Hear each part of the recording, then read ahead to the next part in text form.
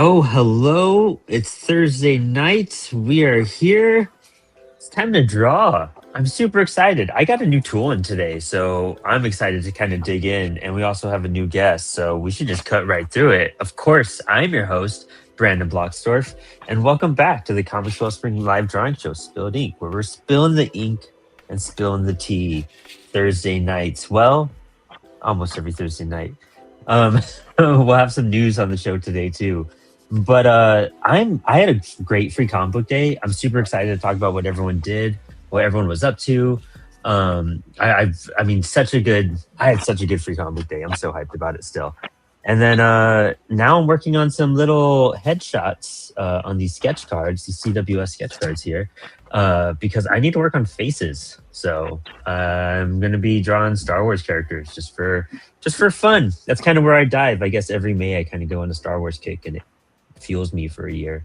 But what is my amazing, astonishing, wonderful co-host working on, Max Flowers? I'm just doing a Doom Patrol page.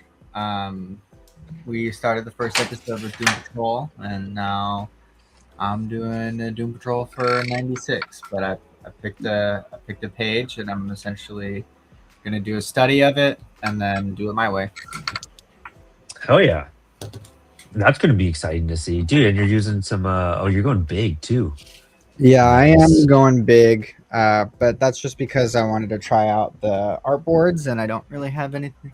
I didn't have any ongoing projects. I have like one page of gag lettering left to do, but that's not enough for the show. So, but yeah, I'm I feel using that. the comic book art boards that you guys sent me. Ooh, I haven't dove into that pack yet because I actually haven't used an 11 by 17 in a minute, to be honest. Um, Interesting. I haven't drawn big in a while, actually. I Yeah, should probably do that just to like stretch the muscles out, you know? yeah. Well, hell yeah, dude. Let's do a little round table with our guests. Aaron Z. Lee, dude, hello, good evening. What you up to tonight? I'm back. So I'm working on part 2 of my Air and Space story that I'm submitting to Lion Cosmic with Cosmic Lion Productions. So I've just been like chipping away at part 2. I actually have like bits and pieces inked on 4 of the pages, and it's an 8-page story. So it's one of those things where I'm just if I'm just idly working on it a lot, I'll turn around one day and it'll just be done. I'll be like, oh hey, this is ready to go. That's coming out great too, dude. I love that. Thank you. This is the Scorpio Knot. Spoiler alert. It's a scorpion astronaut. What program are you using right now? This is Fresco, Adobe Fresco. Oh, okay, cool. I've used Fresco before. Yeah, I love it. It looks like it just got an update. So like there's a lot of tools at the top as opposed to the side. Oh, maybe that's why I didn't recognize it. Yeah, it literally happened like as I was working on it today and planning. I was like, whoa, why does this look different? So Well, that's always fun. yeah, but I mean it still works. They just moved some stuff around. But yeah, I had a really good free comic book day weekend on Saturday and Sunday. I did an event both days. Ooh, both days. Okay, that's cool. Where were you at both days? On Saturday, I got invited to the Liverpool Public Library, and I got to hang out with Tom Payer, who is the editor-in-chief of Ahoy Comics out here in Syracuse. He also worked for Marvel and DC for a long time.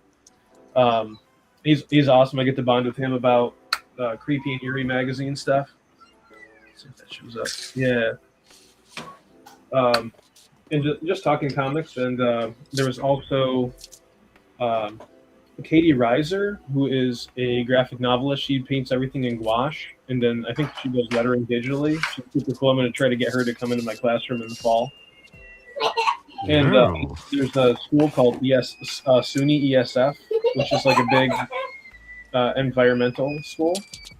And their artist in residence was there. I got to talk to her and take a look at her book. And I think Laurel, I can't remember her last name off the top of my head, but she did Gnome and Rat, which is a kid's graphic novel series about a gnome and a rat, which I actually already had and have read to my daughter. And I was like, I have your book. I'm going to get the next one.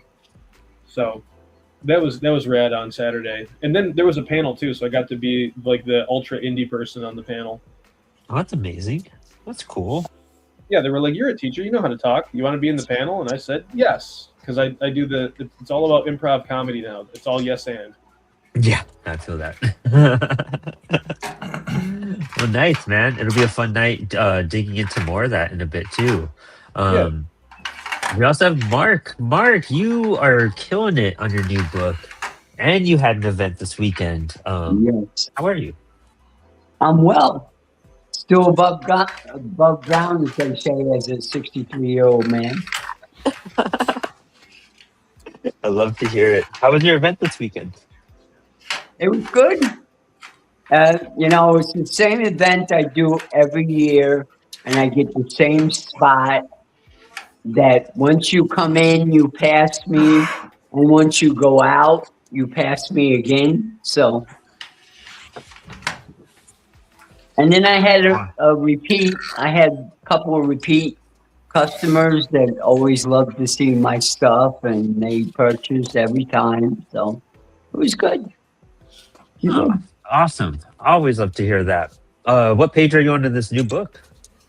I'm about to finish page 10, and I'll be starting page 11 tonight. So.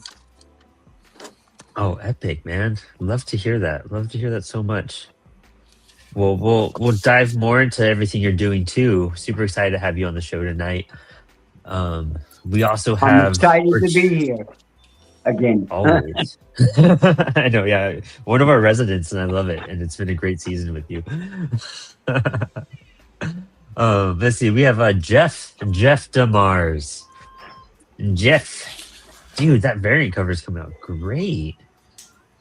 Yeah. Can you hear me all right? Yeah, dude, it looks like you've been working on your inking a little bit. Yeah. Yeah, I'm not very good at it. It's not a thing I do. I know you've been trying to get better.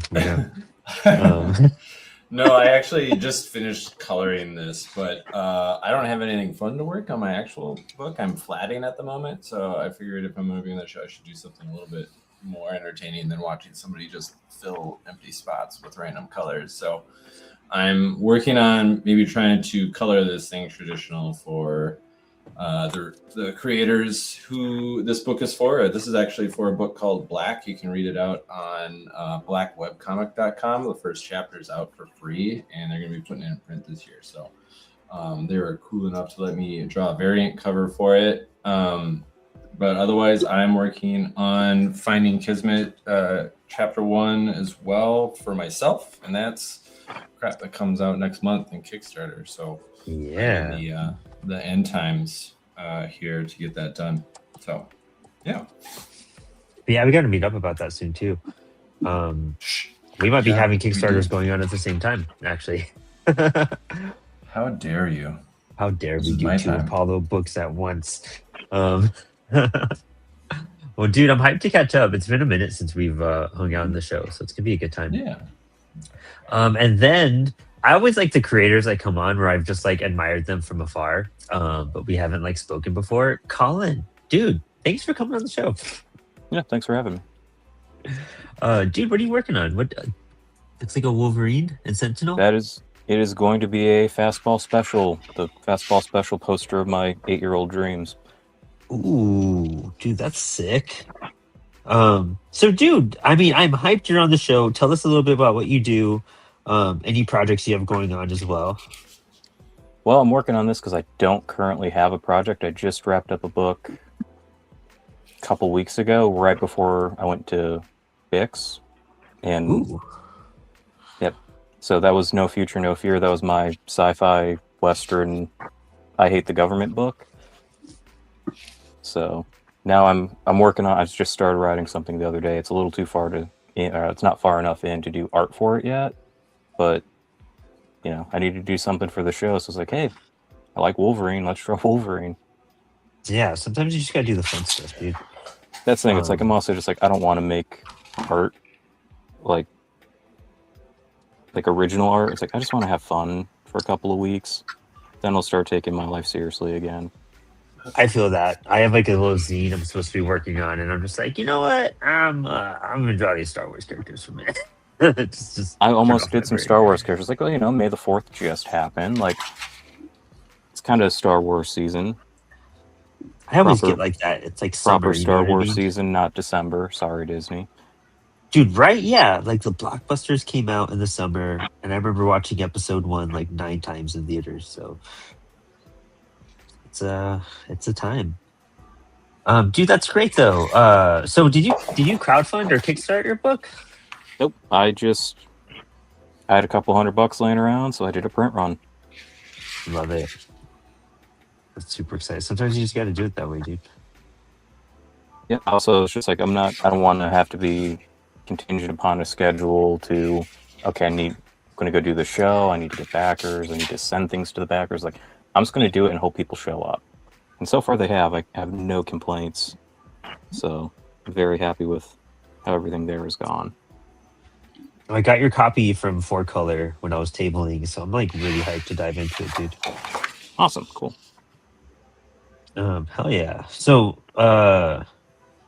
this weekend I tabled at 4Color Fantasies, and they're my local shop, as I've promoted many a times. And this is why I always recommend to creators in general, like you got to network with your local shop, because it's like the local community shocked me with how much they were like, oh, I have all these Apollo books, like what's new, what do you have going on?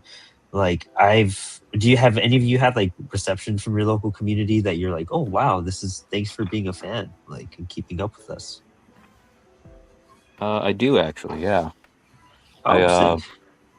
The local record store, oddly enough, that I was going in and buying, the new Gorillaz album, the new this, the old whatever, and the guy asked me, he's like, oh, so why are you buying so many albums? Like, dude, I need something to listen to while I'm drawing. I'm making a comic right now. I can't just listen to podcasts all the time. So he's like, comics and we don't carry it.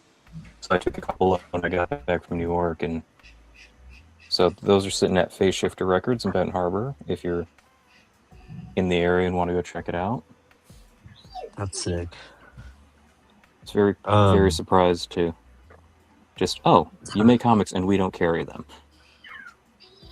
It's always cool when you have that. Once you like build connections with your like local. I mean, my library was like that. They were just like, "Oh, please bring us like if you have stuff." And I was like, "Oh, okay." And they carry like mangas and some crazy stuff too. And so I'm really shocked that they carry Apollo books too. Oh, that's super cool. It's rewarding. It's crazy. Yeah, I feel like if as especially as an indie comic creator, networking with your local is the best place to start. Like you don't got to make big leaps. You just got to connect with your local people, build that little following, and you'll be surprised how much support you get. This is very true from even just the last 2 weeks of trying to sell. So. Yeah, dude. I mean, gosh, it was cool. Like also 4Color, my local shop. They promote Free Comic Book Day really well, and I had friends saying like they saw more promotions from 4Color than they did like their own shops, and I was like, damn, hell yeah, that really does make a difference. Like, and when you have a shop that's hyped to like spread Free Comic Book Day, like it's the best. Yeah, I haven't gotten into any shops. I have a few copies at St. Mark's just because I have them on consignment because I was there for Bix, but as far as locally, I haven't taken the time to go out yet, but next week or so, probably. It's probably going to be more of a focused mission for me in the next year to like actually go out and do stuff. I need to do that more when I travel. Like I was at Bix last year. I should have tried doing what you did. Well, they did signings this year, and Ainsley that runs the event was just like, hey, do you want to do one? And I'm like, I absolutely want to, yes. I have no reason to say yes, but I'm going to. So I was going to ask you how was Bix for you? 'Cause I went last year. It was a little rough. For everyone, it seemed like. And so like I even dipped early that year. But I wanted it to, like, it had potential, and it's a cool spot and everything too. But yeah, that's like how a really cool spot. Yeah. As far as how I did, like I was next to Marty Keene, so I was just watching Marty sell books all weekend. Everybody just kind of like very politely like glancing over and being like, "Hi, how is it?" I'm like, "Oh, it's good," and they would like flip through the book, and And they would just, go talk to Marty, which Marty's super cool dude, very, very nice guy. Like, I've seen him Great on guy, podcasts and stuff, and I was just like, he's kind of got that like hardcore, like Brooklyn tough guy kind of vibe. So I'm like, I don't know if I'm going to vibe with him, but I didn't talk to him a whole lot, but like, very nice dude. He was, very encouraging and kind of flipped in my book, and he's just like, yeah, man, just keep going. Like, don't just do the sci-fi thing. Like, go explore genre. So that's the next thing I'm doing. So. That's good advice too, though. Explore your genres. I mean, it worked for him. He's got everything from sci-fi to superhero parody to Eurasica, which I'm not quite sure what it is, but I did art for it because I thought it was fun. So That's cool. Yeah, he teamed up with why am I spacing her name? It's in my head. Anya, our friend Anya, for a book recently too. And Anya Dreifel? Yeah, Dreifel. There you go. She's amazing. She's super cool. But yeah, Marty's the shit, dude. He's a really nice guy. He's real humble, I feel. yeah, he's a great dude. I walked away just like, man, he is just the coolest guy ever. Ooh, this parallel pen bleeds. Okay. This is why you do it on a test subject, your first round. But I'm getting some... I've never used a parallel pen before, but I'm getting some massive bleeding. I wonder if I'm just holding it too tight. What tools are you using, Colin? What tools are you using? It's just a lot of brushes right now. A lot of these Japanese crappy, and then this is the Winsor Newton. I got a Raphael that I think might have bit the bullet in the last couple of pages of my book. That's when it started looking funky.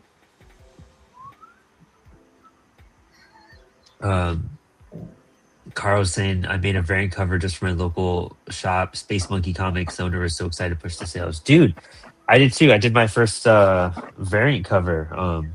I drew it. Max here actually colored it and did the trade for it. And I gave them away free with every purchase, and that kind of drove some sales too, which was cool. But they were given to me for free, like they were comp copies, so that's why I was able to do that, or else I would have for sure charged. A lot of compliments. It was really cool. People enjoyed it. And then Max did a shop exclusive for 4 Colored Fantasies, which was really rad. Did Mark send you copies, Max? No. At least I haven't gotten them yet, which is okay. Okay. I gotta get you some. I might do another like print run of them just to have them.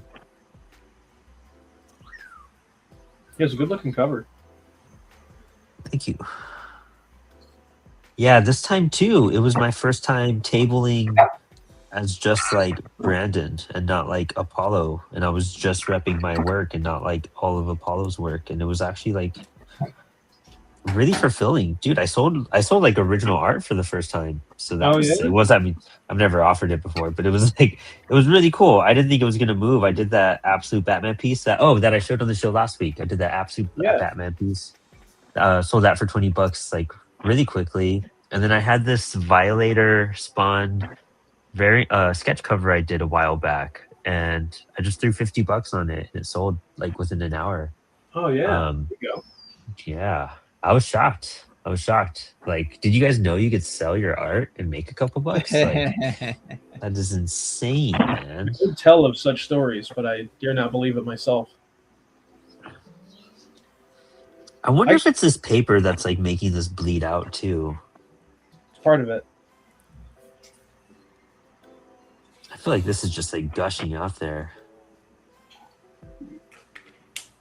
Unless this is the way I'm holding it, I don't know. This is a lot. I ended up doing some commissions on Sunday. I did this thing called the Pop Market in Elmira, New York. This guy Jared runs it, and he's a very enthusiastic guy, very helpful guy. And he came around. I think I sold like a couple books, and he's like, "How you doing?" I was like, "Lots of good interaction." He was like, "How many commissions?" He seems to be pushing the commission thing, which I'm cool with that. And so he ordered a commission from me, and then one of his friends ordered a commission from me too. So I ended up drawing Ahsoka from Star Wars, who I'd never drawn before. Yeah, and I drew Two-Face, which is like his guy that he likes Ooh, to be drawn. And yeah, I just did some 5x7s for $20.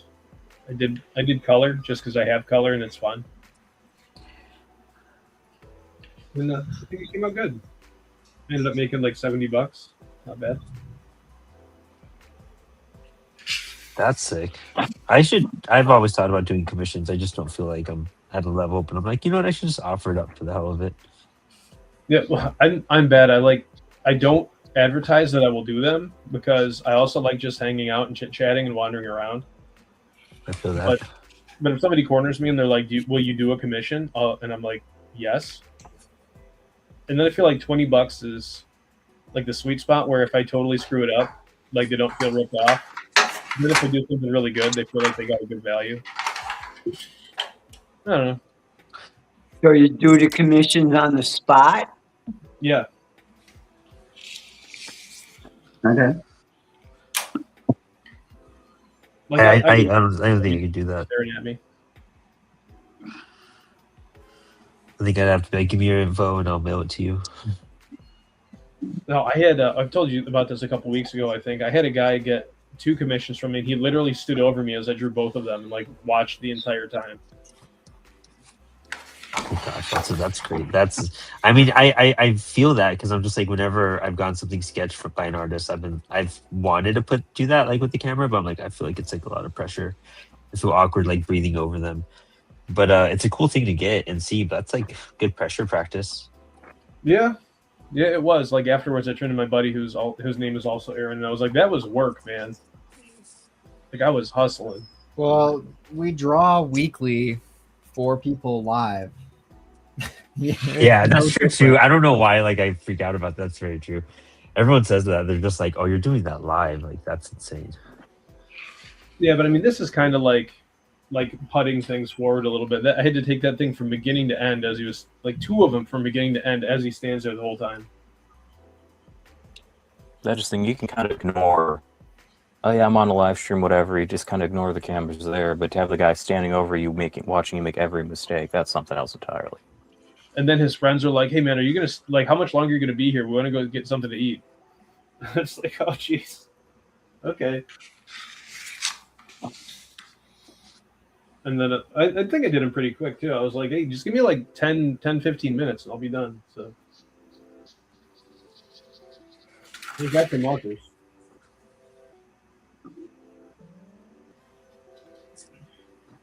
Dude, so I'm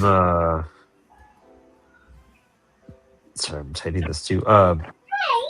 Like the absorption, like look at this is the Eon sketch card. Like you could see how much the ink bled out. Hardcore, you know? And then look, I did just like some markings on a CWS one and no bleeding. It like absorbed it really well. Good, because I have a bunch of the CWS ones. I would have been really upset.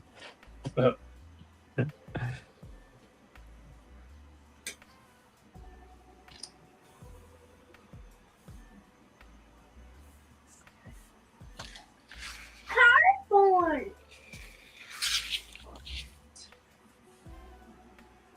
That's crazy. That's crazy. What sucks, I can't use like this parallel pen on this Catwoman piece. I guess I'm gonna switch tools. I'm also gonna start inking these, which will be interesting.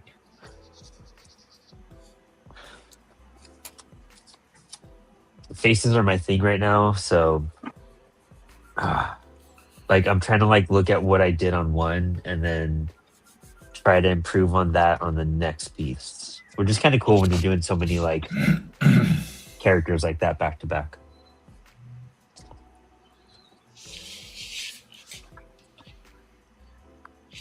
Yeah, faces are fun. They're probably one of my favorite things to draw.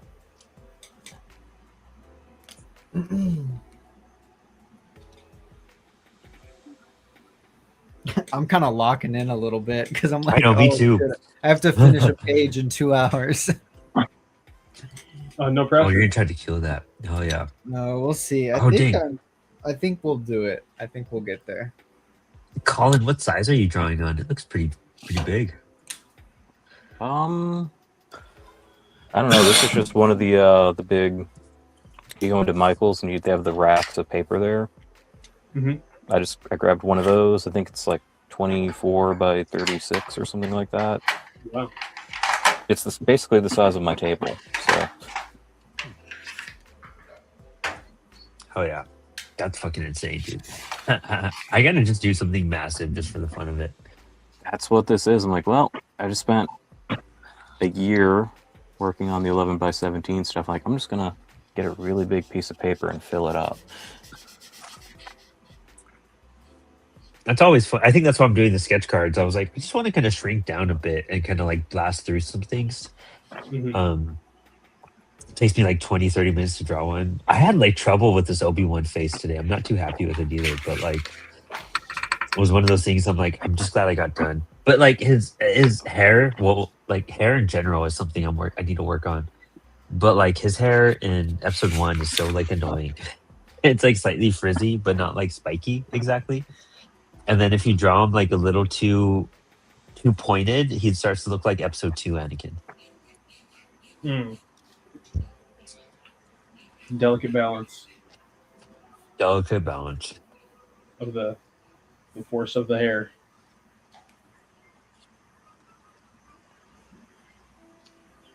Excuse my Chipotle in the background. But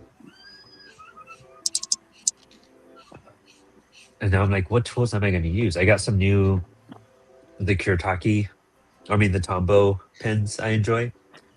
That like standard 2-pack that everyone gets. Yeah, the blue ones. Yeah, the blue and the gray one. Yeah, those are nice. I didn't realize like how worn out my old ones were until I got new ones.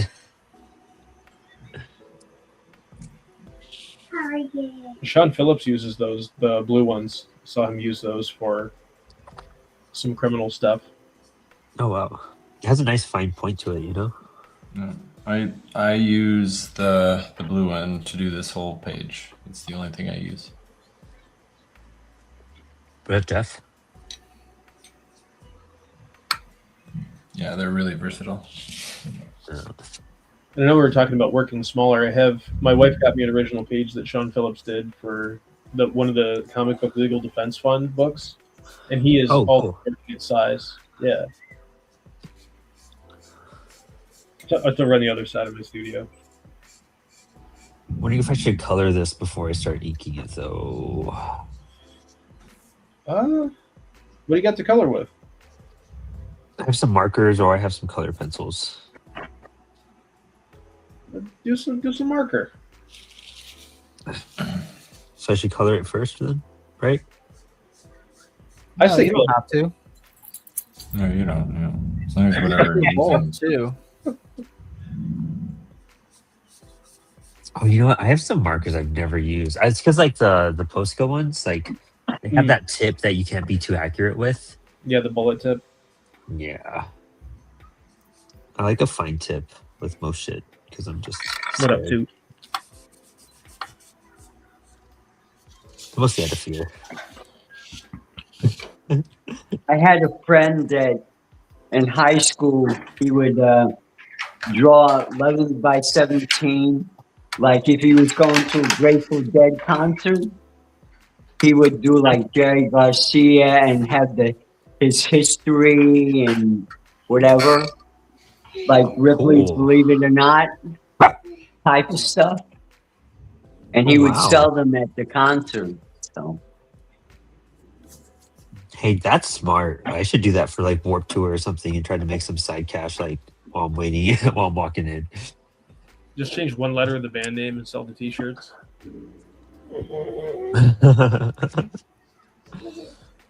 I bet like if I took some of our comics to Warp Tour, I could probably sell some. I bet you could. Do you guys know of Jerome Kabatatan? Yes, I do. That sounds familiar. He's in the Cartoonist Kayfabe ringside seats. He's a Canadian martial artist and graphic novelist, and he took basically cigarette boxes to TCAF, I think, or not. Okay, but it's one of those the carton things that you can wear. You can like strap it onto yourself, and he walked around with his books and sold them at TCAF, even though he didn't have a table. Oh yeah, the beer things that they have at baseball games. Yes, he's a hustler. I have respect for what the lengths he's willing to go to move his books. He's really impressive. Yeah, he's a cool dude. Yeah, I met him once at last year's IC3. He's super nice.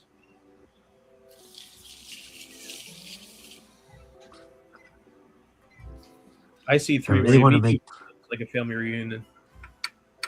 Do I know? I'm so sad. I probably won't make one this year. I don't see myself making the Providence one. Like, you know what I mean? Yeah, it's kind of a hike for you. It makes sense. Yeah, like, I don't know. We'll find out. I really want to though. I just talked to Casper the other day, and I got really hyped about it. It's like literally like one of the funnest times You know, ever. He had that thing in Connecticut, and it was what 1 or 2 years, and then he hooked up with the other guy, and then they made it bigger. I'm like, okay. I think that is the strategy. Yeah, it's they're wanting to do IC3s all over the country. And so we might even get one in like Virginia and the DC region or something, you know, like I would love to help them set one up here.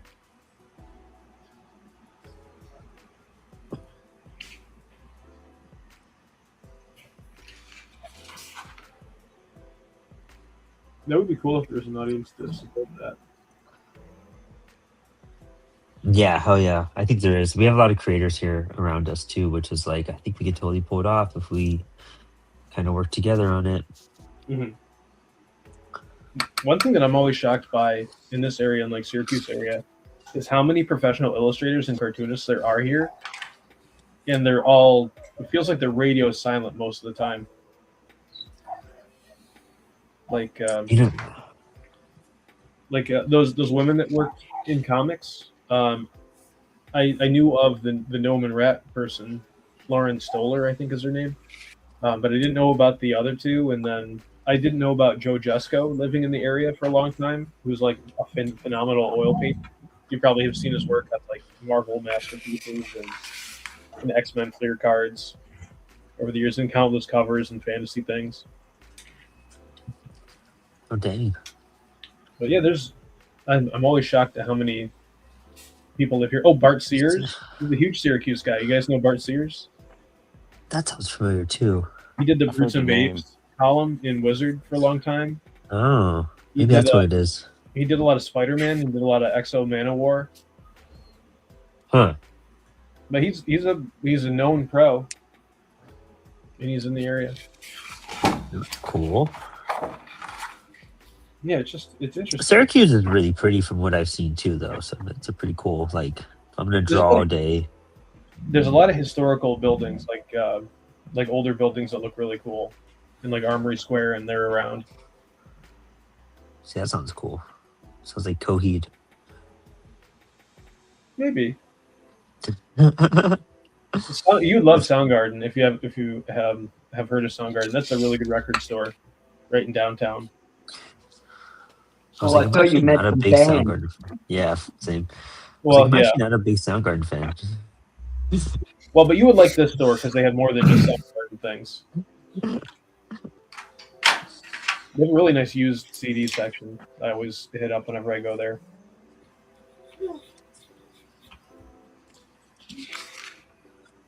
I always love finding shops like that.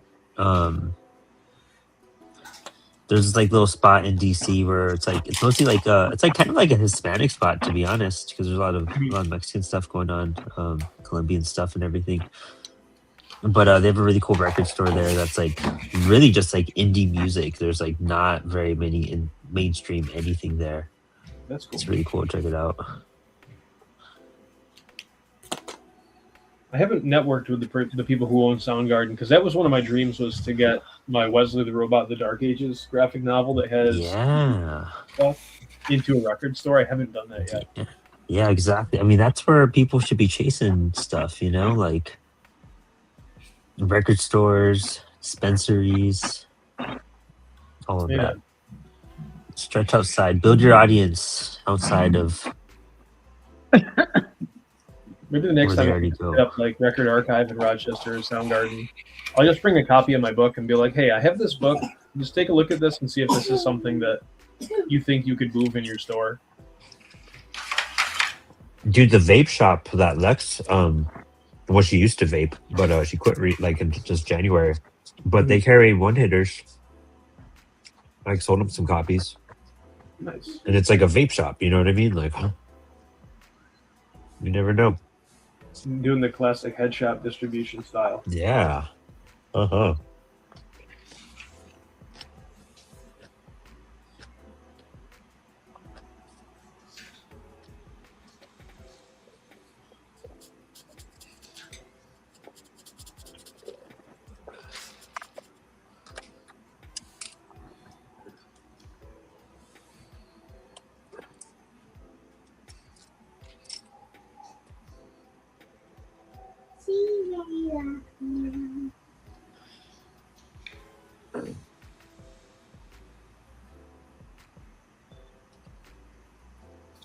Um,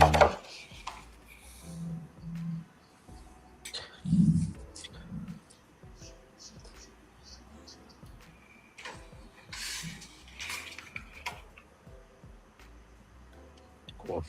Yeah, I just had to like take note of that like difference with the pen. It's kind of crazy. I'm trying using this parallel pen for most of this drawing now. See how it turns out. They're A tricky little to use. nervous. I have not mastered them. Yeah, I've only made messes with them.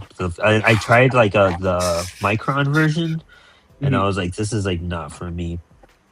And so, but I was like messing with Jesse Lonergan's when we were tabling on Saturday, Oh yeah, and I was like, this is cool.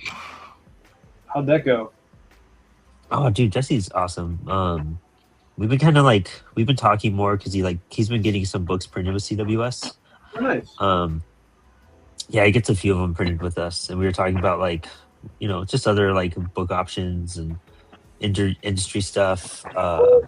It's crazy, like kind of like learning what these creators, learning what these creators like, what they think of the big two and opportunities, and what opportunities come their way and don't come their way. Like, kind of shocked at some stuff. But like, I don't know, man. Comics are weird. It's a weird place to try to like find I don't know. Defining success is another thing as well. Like as a creator and what you do. So that's another factor to take into place. Like what success means to you as a comic book creator. But if you're trying to like get out there and get your name, like literally so many people just try to get these Marvel and DC gigs mostly to be like, I just need to get my name out there. Mhm. And I don't want to deal with that ever again. Like they're just Well, like so much happier. I thought Marvel later fired their live artists, and they'll be doing AI now. Yeah, the movies and everything, dude. That's crazy. I'm wondering if they're really doing AI. If does that really like confirm that that's the direction they're like going in with that? That's what I heard and read. Yeah, Who knows? I guess Ugh. I don't know if they've like officially said like that's the replacement. I'm just shocked. Like I'm just like, no way could they really be that dumb. A huge reason why I'm here drawing and I'm an art teacher and a graphic designer and make my own comics is because of Marvel Comics, because human beings made comic books. Well, at least you can still read the comics, but you're just gonna have to boycott the movies. Yeah, it's just so gross. I just like why would they do that? Like I don't know. Well, who owns Marvel? Disney, right? So Yeah.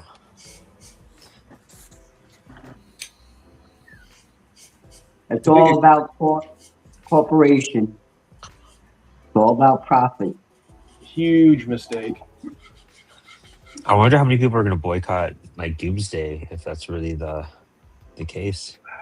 They're gonna have lifelong Marvel fans boycotting Doomsday because I'm considering it. Yeah, dude. People should just boycott it on principle that it exists. Yeah, that's true too.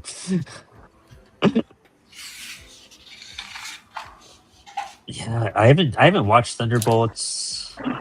I haven't caught up on a lot of the shows. I thought Thunderbolts was pretty good. I kind of know what happens, so I could kind of just I feel like I could play it all out in my head. Yeah, One of those things, you know. and I like Sam Wilson as Cap. And that movie was not the best, but it was fine. There was some really cool stuff, like Oh, did I Leader. wake you up? The Leader was cool. I wish he was in more of it. Oh yeah, I forgot about that. Are you guys reading any Marvel comics right now? No, I don't think so. Left princess, how are you? Every time I go into my comic shop, like I dropped by today, and I was talk about how the comics were serialized. They had fill-in issues where they just had like one and dones, like things with the characters doing the things that they're known for, like Wolverine just getting into like a fight with like a biker gang, or Doctor Strange going to a haunted house, or just the Hulk fighting a monster. And these things are repetitive, but they're serialized stories that can be repetitive that are known for a thing. Like, and they all reset anyway and do the same storylines again anyway. You might as well do a monster of the week. I mean, that's why the Hulk is probably their best book right now. That's Yeah. coming to an end. Yeah. Like, it just blows my mind. I really haven't liked any Marvel books since Donny Cates stopped writing for them because that whole thing. I was reading Doctor Strange when Jed McKay was writing it, and I thought that was really good. But I don't know if I Fill me picked. in. Fill me in on the Donny Cates thing. I don't know anything about it. Well, I have two stories for that, and I don't know if I could tell one of them on air. But Do it. he was in a car accident, and like he had like he can't remember anything after that. His memory was really impacted, and so like he was like reading Venom for like basically the first time when he wrote it, and just like being mind blown by shit. I wonder if it holds up as a fan. It's like, okay, I read this, I forgot about it. You're still a fan of Venom. Does it hold up? Unicorn bunny. That run? Yeah, like if you're Donny Cates reading your work for the Oh, first I time see. after the Amnesiac thing, it's like, is there like the 13-year-old part of your brain just like, damn it, why? Who wrote this? And it's like, oh wait, I wrote that. I thought I had an idea, like, oh, this is my idea. Like, Oh, King in Black. Yeah. Okay. Yep. Yeah, cool. And I made how much on that? Oh, oh yeah, honestly. Yeah, man, it was Donnie was like my little, like my hero. I was a Donnie fanboy for a bit, dude. And I met him, and he's a cool dude. He read Teenage Babylon like right in front of me, and like then I met him again, and he just seemed really wigged out, and I was like, I went, oh, bless you, T'Challa. I don't know. You treat someone like a rock star, they're not like a rock star. You know what I mean? It's kind of what happened to him. yep. There's a reason Frank Miller lost his mind in the early 2000s. It's like, yeah, this is what 20 years as a rock star does to you. Yeah, hands down, dude. Yeah, his neck isn't like that just from drawing.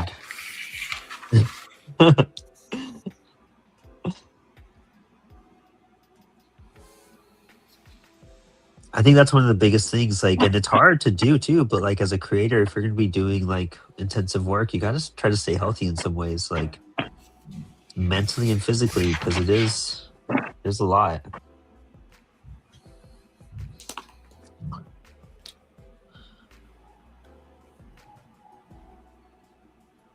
I think that's one of the hardest things too, is just to like stay like mentally excited and working and focused, but also being like, I gotta like, I'm getting older, I gotta take care of my body. I want to be like Mark. I want to be coming on the show when I'm like in my 60s, still killing it.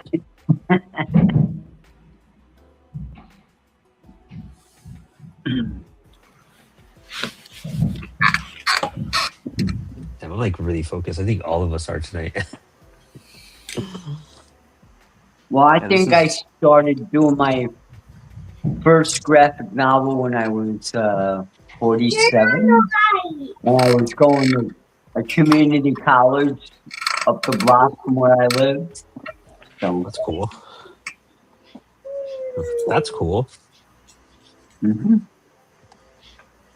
Now that I'm like $40,000 in debt with student loans, but yeah. I feel that. Tootsie. I've always said, like, who's more responsible, me or the person that gave an 18-year-old like $60,000 to try to be a poet? You know, Right. I don't think all Right. that responsibility falls on me. Like they should really just have been more responsible with their money and not handed an 18-year-old that much money. It's Yeah, a bad judgment call. yeah, that's their fault. I know I'm there's not even that all dumb. this experience. Right? Exactly.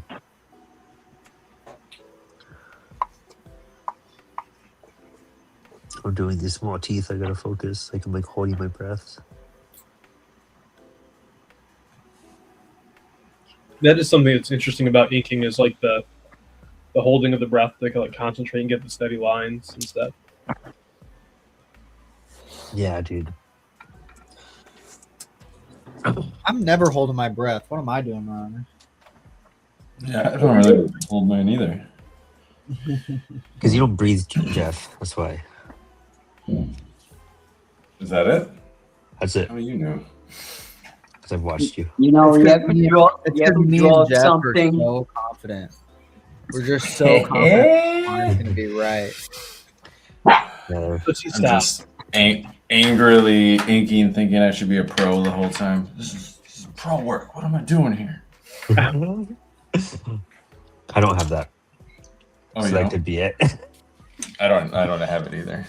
Every time my brush touches the paper, I'm terrified.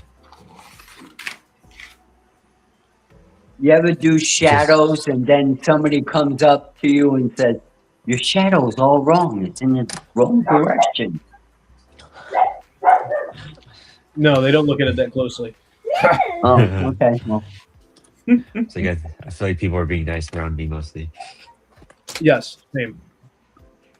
Unless it's my students. well, I have a friend that I've known for all my life, and everything I do, she goes, you know, that doesn't look right. I said, how do you know? That's my wife. Every time I draw something, she's like, "You just drew yourself." I'm like, "Son of a bitch." Oh my gosh. You're right. I did just draw Oh myself. my gosh. Hey man, Paul Booby. Pope's had a very good career just drawing himself for like 30 years. Dude, that is Yeah. very true too. Yeah. It's like I love his Every work, character but is his face. yeah, you flip through it's like, okay, this is Pope face. This is I can tell you're just taking selfies, man. Cool. Yeah, just sit right on top of my stuff I'm drawing, Booby. That's cool. By all means. Yeah, my dog's just going insane on the deck over nothing.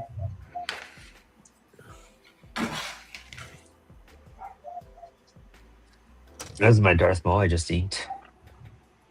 Wow, that looks good. Yeah. Thank you. Oh hell yeah. Nice spikes. Thanks. I'm gonna give it a second and then I'll erase it and then I'll color it. Man, Star Wars does not make their characters easy to draw. That's what I learned when I drew Ahsoka. I did a really cool Ahsoka once. And George Lucas is not much involved anymore in that business, right? Well, Yeah, Lucas films. he like got back involved after everything kind of got amiss, and he started just like working with like Dave Filoni and all these the people that were making Clone Wars and Rebels and some of the newer stuff, not all of it, but just some of it. It's all the good stuff, but like they would listen to like George and like his ideas and try to incorporate it into like what Disney was trying to do. So like even there's like that new Darth Maul show, and it was basically it's essentially what George was going to do with the sequels. before Disney scrapped it and did their own thing. Like, and it's kind of crazy how they're trying to like at least bring some of his ideas back in some sort of newer way and through their own vision as well. So there's some good material out there that's coming back out or coming out in general, but like, and Dave Filoni's taking over, which is great, I think, because he knows proper Star Wars, not those sequels. Yeah, just I don't know, I think he's a little too write or direct. I think he's a little too precious with his own characters. Like, Ahsoka should have stayed dead for about the last decade. I don't know why she's in the sequel timeline at all. It's like, what have you been doing for the last 10 years? Yeah, there's some gaps. I'm just like, you guys got to fill that in at some point. Like, you either got to explain this away, or she should have been killed by Vader in Rebels. Just to really show how far gone Vader is. Like, to me, that's like, okay, she never came back from that. Yeah, I don't get how she's like in the Mondo timeline and whatnot. Like, I get, World Between Worlds, time travel, whatever, but it's like, dude, you gotta kill your darlings, man. She's been around for about 10 years too long now. And I like that character. Oh, yeah, I love Ahsoka. She's one of my favorites. But I get that. I totally get that. It's like, okay, they just also didn't do enough with her, like in that time period either. You know what I mean? Like, they could have done... It's like too little, too late with some stuff with her, I feel. Plus, like, season 2, like, of Ahsoka, I'm just like, is that even a thing still? Like, is that... And why? Yeah. She's like Gandalf in space. It's like, dude, I don't want to see Gandalf in Star Wars. If I wanted that, I would just make that comic, but... I kind of want that comic, now that you say it. Yeah. So you should make that comic. Yeah, do it. Gandalf in space.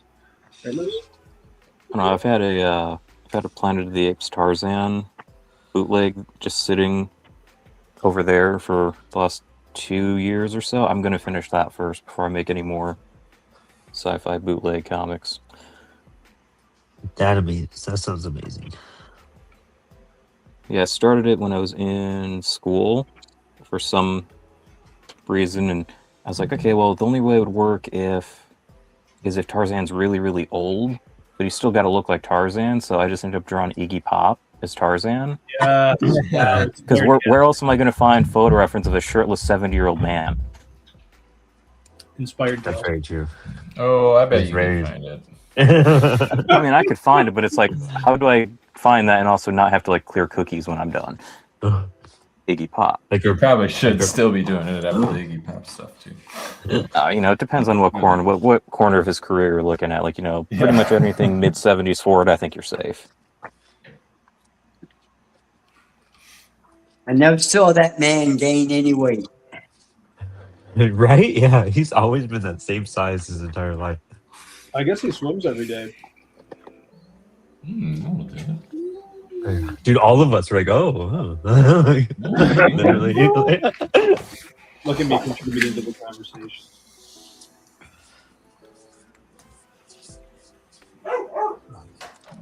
I hope I don't mess up this Anakin piece by trying to like do a parallel pin lines for the shadows.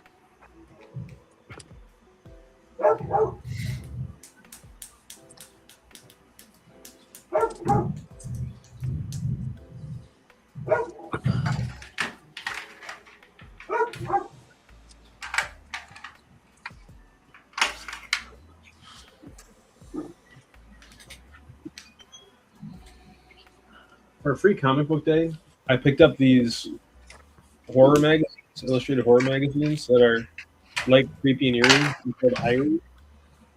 And this guy, Mike Hoffman, is the primary person who produces them. And they're really good. That sounds cool. I'm really getting into the illustrated magazine format. Maybe the next thing I do will be magazine sized.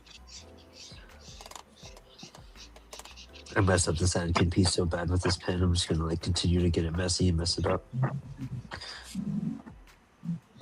Well, you can always scan it or lightbox it, or Nope, it's done.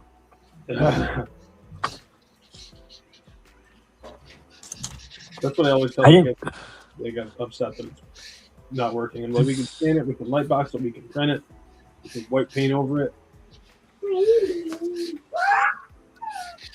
I don't know, the good thing about an Anakin piece is you can always just, ink splat it, do some charcoal, make it, oh yeah, this is him, Mustafar, he's all messed up. As Yeah, long as you kind right. of got Yeah. the basic face shape, the rest is good. This is cooked Anakin. Yeah, this is cooked Anakin. Yeah, this is low ground Anakin. I love that. Oh, I played the Ewoks cartoon for my kids on May 4th. Well, that's cool. Yeah, I've never seen that. How is that? I assume it's Yes. not great. It's It's fun, but not great.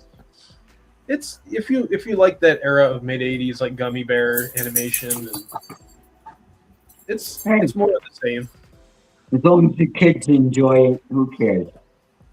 I don't know if they did enjoy it, Oh, Man. but I enjoyed playing it in my class. So that's the important part. Oh, like your literal class. I was thinking about your children. Like, No. Sometimes I like to do sociological experiments. yeah, as a Like student, Stanford, or What's that? like the Stanford prison experiment, kinda, or Much milder. I would hope so. It's like I think they got laws against that, man. Like, yeah. Oh yeah. Or I'll put on like experimental electronic music for some classes that can handle it. I'm like, what are we listening to? I'm like, oh, this is Mouse on Mars. And then I have one kid be like, oh, my dad likes Mouse on Mars. I'm like, oh, your dad and I would get along. It's like, here you go. Here's Kraftwerk. Enjoy. yeah, right, yeah. I would play them Kraftwerk. I played Kraftwerk for my daughter when she was a baby to help her go to sleep. Yeah, they're fucking cool. They've got nice, clear melodies, which I think is what babies need. Yeah, that makes sense. Also, way cooler than Mozart. Yes. We are the robots.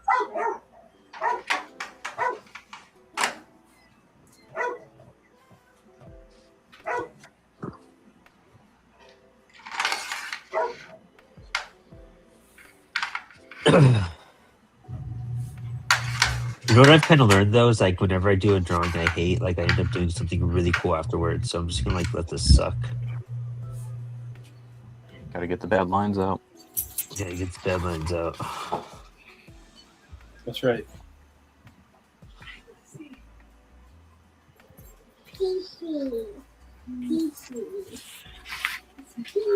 That's the thing about getting like a new tool, like you don't really like know how to use. You're just like, I just gotta really suck at this for a minute, and then I'll figure out how it works. You gotta like push it and press it all weird, and like find the way it like spits stuff out and consistencies.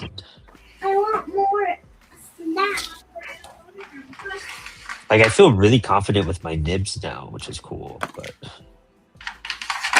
I need to also be sitting up and focused.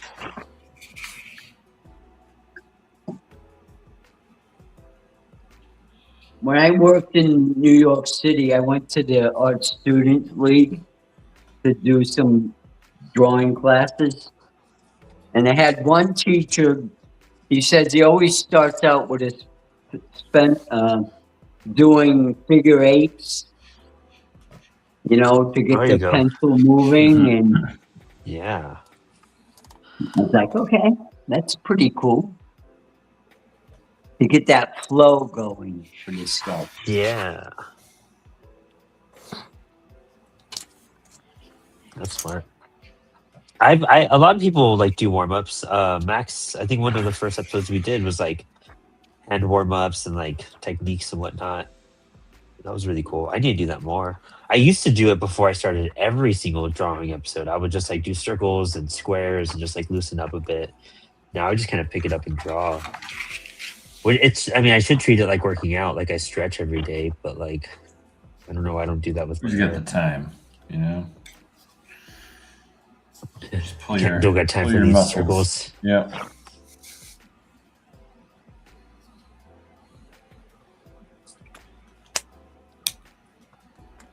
and wait for that to dry so I could erase it and then see how else I could botch it up. Dude, Jesse Lonergan just does like quick sketches with his freaking pilot pen, like full face sketches, and I'm like, that's insane.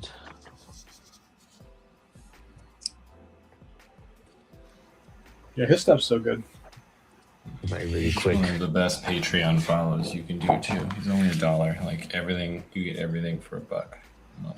Oh, that's cool. Yeah. That's my quick And- Anakin.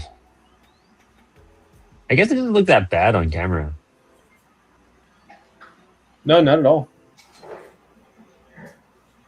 I'd erase the pencils in a bit. That is something that's funny about art. It's like as you're working on it and super close, you're just like, oh, I think this is all wrong and this is all messed up and this is the wrong proportion. And then you look at it from a distance. Oh, actually, that's not too bad. Yeah. I don't. I don't hate this. Maybe it's because I've been staring at it for 20 minutes. I kind of hate it. I just need to blink a little bit. Yeah.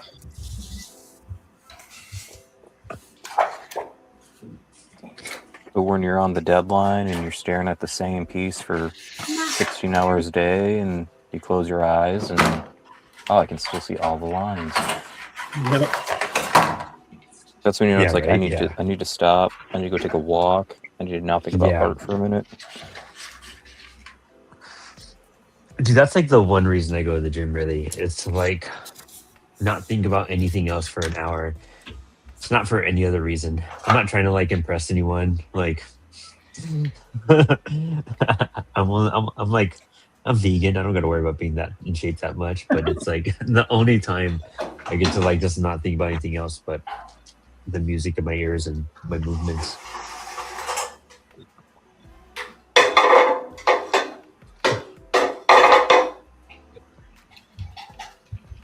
Is Jeff doing his dishes on the stream? Yeah. You know it. That's an option. Just so you know, my Everything in the kitchen sink. my art desk is right next to the dishwasher. Yeah, I designed it that way. No, it's a porcelain. I'm trying to mess with some ink washy stuff. I'm doing art things, okay? Making It's noise. part of the Serious show. art things, guys.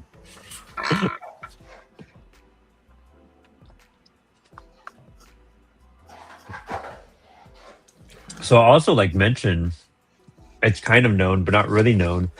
But this is the last episode of Spilled Ink for the foreseeable future. Oh, for real? Yeah. All the shows are stopping with CWS for a while. Okay. There's some I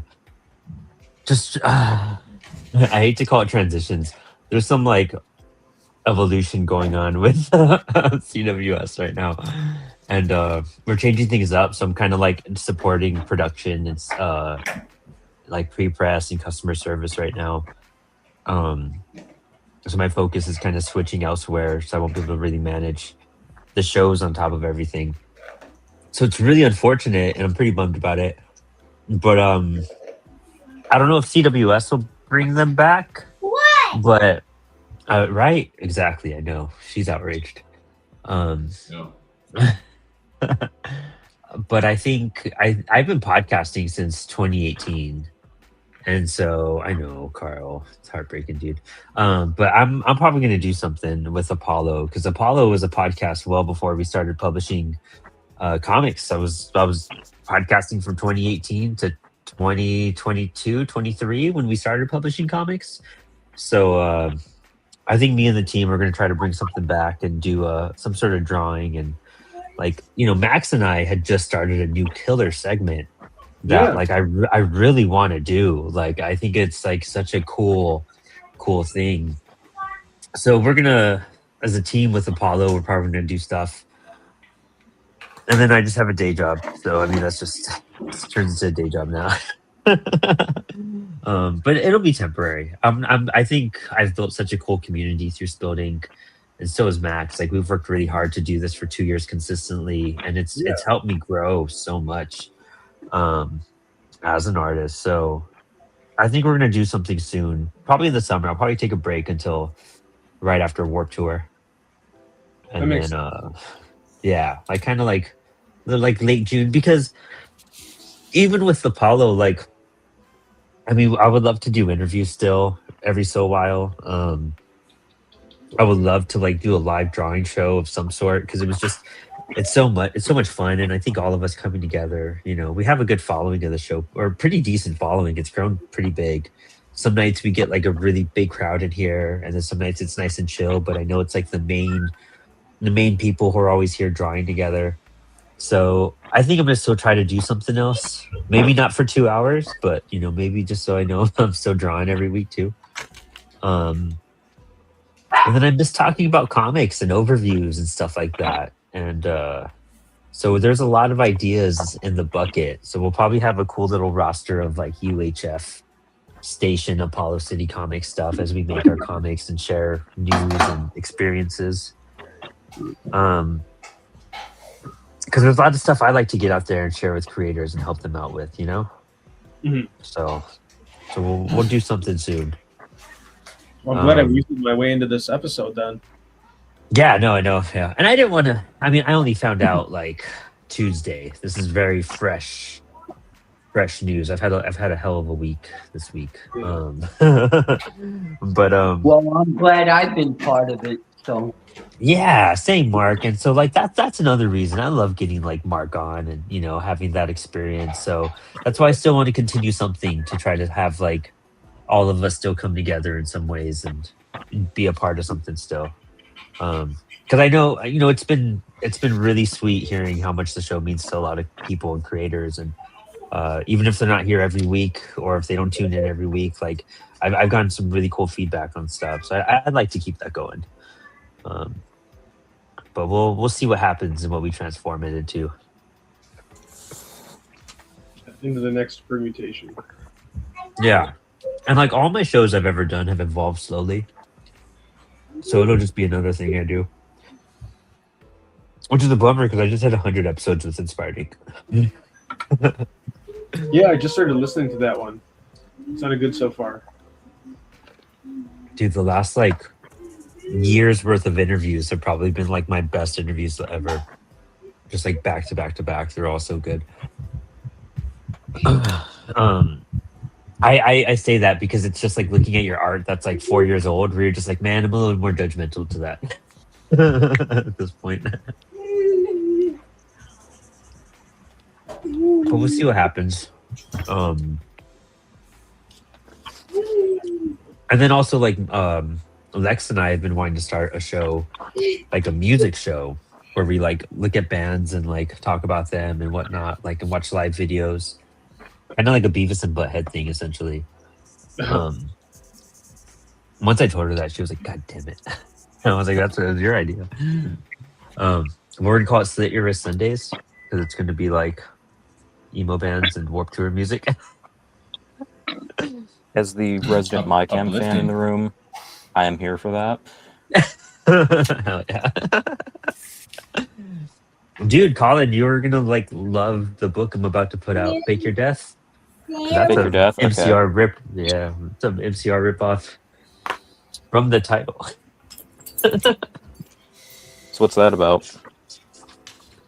Oh wait, let me right downstairs. I might lose connection. Got to get an eraser.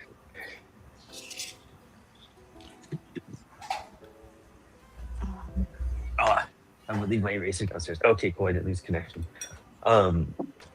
It's actually a story I started up in college. It's about like 4 runaways that all end up coming together while the world is essentially falling apart under corporate mind control. I think that's the most simple 1-sentence pitch I've ever done for that book. All right. But it's in black and white. China Rosemary drew it. In fact, she just sent me an updated process on the cover today. It's really exciting to see it. I need to text her back. Whenever any of my artists, you could ask Max this, like whenever any of my artists send me stuff, I like get excited and show people, but then I never tell them how excited I am about it. I'm immediately like, let me show everybody, this is amazing. And then like 2 days later, I'm like, hey, I love this. I'm so sorry for leaving you hanging. Like, It's like I was so busy showing people, I forgot to tell you that it's good. yeah. have these Cali art markers. Has anyone ever seen these? No. Is there No. something new? No, someone gave them to me. I've had them. I use them as like it's a nice square. So like I usually push my computer against it for spilled ink, like because it like keeps it at a right distance. It's like the right spot I need it. You're really selling it. Keep going. Yeah, it's easy packaging. But yeah, I've never used it, so I'm gonna try it out tonight. So good at holding things up.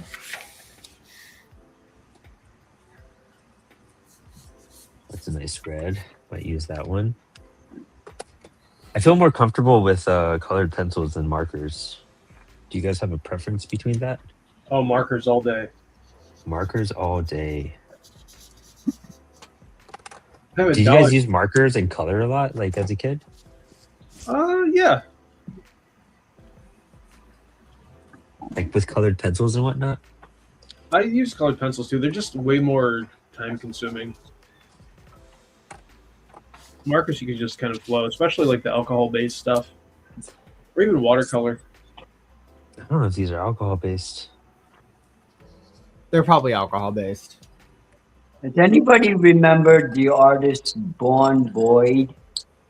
He did a lot of work for heavy metal. What's That, the yeah, name? that's where that sounds familiar. Born Boyd? Born Boyd. Bon Oh, Boyd. Von Baudet? B-O-D. Yeah, He did this like little character or whatever it was.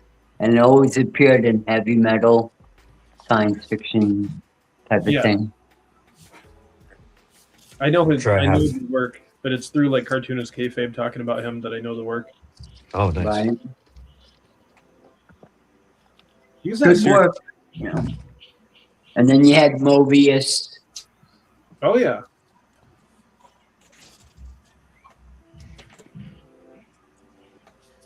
Seems like You know, colored from this. I grew up with these artists, you know. So. Yeah, I'm just getting on the bandwagon late with all these guys. Yeah, I feel the same way. I'm always discovering new artists, and I'm like, that's the thing about art and like the comics medium is that there's so much out there that you're just like, whoa, Yeah. how have I been missing out on this for so long? Or you realize that like so many of the comics you've been reading and enjoying are like a copy of a copy of a copy of a copy. Yeah. Or you really realize that, like, you really see, like, oh, this person like made it by just copying like Mike Allred or something. Like, Yeah. Oh, I mean, I would read if there was a guy out there who was a copy of Mike Allred, I'd probably read that book too. oh, hands down. I would have to check it out just to be like, okay, who has the audacity to try this and think we won't notice? Yeah, right. Yeah. Well, I mean, all the Magnola like copycats Oh, out yeah. there. You know what I mean?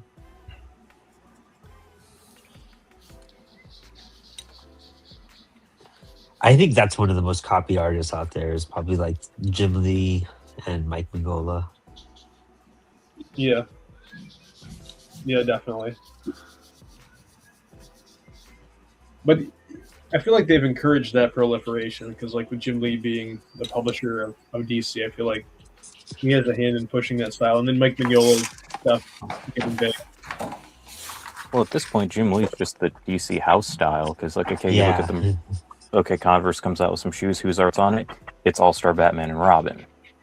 Yeah. Weirdly enough. That's insane. I don't know that. Yeah, that's the comic you want the public to know about and read. Dude, I mean, right? Yeah. The art is not the problem with that book. That story is just cocaine comics. But, yeah, no, that's honestly some of the best Jim Lee art probably ever. Dude, that book with like the Green Lantern scene, like, it's right in the jugular. Mm-hmm. Like, if you just, like, look at that book and don't read any of the words, it's an amazing book. Oh yeah, for sure. The Black Canary like sex scene. Like, so much, so much. I love Frank Miller though, dude. That guy's insane, dude. Dark Knight DK2 is. I'm the DK2 apologist. Same, dude. Yeah, it's great. It's so good. It's That is ridiculous, aged, in but my it's so opinion, that good. is aged better than the original Dark Knight. I I know think that's like so a too. comic book hot take, but like I think he was honestly looking with one eye to the future on that one, whereas Uh huh. Dark Knight 1 is him just being like, I will not be that old man. And then here he is, 20 years later, he is that old man, and he's like, oh crap, I gotta do this again. Let's just have fun with it. And then the Yeah. worst thing ever happens outside his window.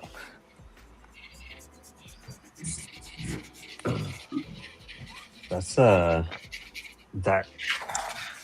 I mean, and then you look at stuff like Hard Boiled. I mean, like he didn't draw it, but like it was really well written. You know what I mean? Like it's a great story. Like his RoboCop stuff, brilliant. Yes. I like some Yeah, I RoboCop. just bought Ronin not too long ago. I'm going to go through that soon just because it looks crazy. The first one's amazing. That's the Yeah. first one. Like the second one I looked at for the art, and I just kind of was like, okay, I don't care. So I never went back. But Philip Tan is really freaking good, but I just like don't get the point of that book. Yeah. yeah, I was like, why am I trying to read this without reading the first one? So I went and bought the first one. I was like, if the first one's cool, maybe I'll go back and check out the second one. But it hasn't happened yet. First one's real good. And interesting how the whole imprint just kind of disappeared overnight. Right? I was gonna say that too. Like he had this whole line with Dan DiDio and it just stopped. Yeah, it's like they had Emma Kubert on a book, and I don't think did that ever finish. Even I just stopped seeing it on a shelf one day, and I found a few issues in a quarter bin or whatever. I have no idea. I totally forgot about that Kubert book, to be honest. I know Emma Kubert. Everybody did. A book with did. him. Yeah. I'm just like, is this like a weird like I slid into the wrong timeline where it's like, no, it existed over there. You're here now. And then what's Dan DiDio doing now? I don't even know. Like if he's publishing or working with anyone, because that was like his last gig. I felt. That was the last one. Frank's new book coming in, like his like autobiography type of biography, but I don't know what it is, to be honest. But it looks really cool. I think it's supposed to be like a memoir. Right? Yeah. Huh. Okay.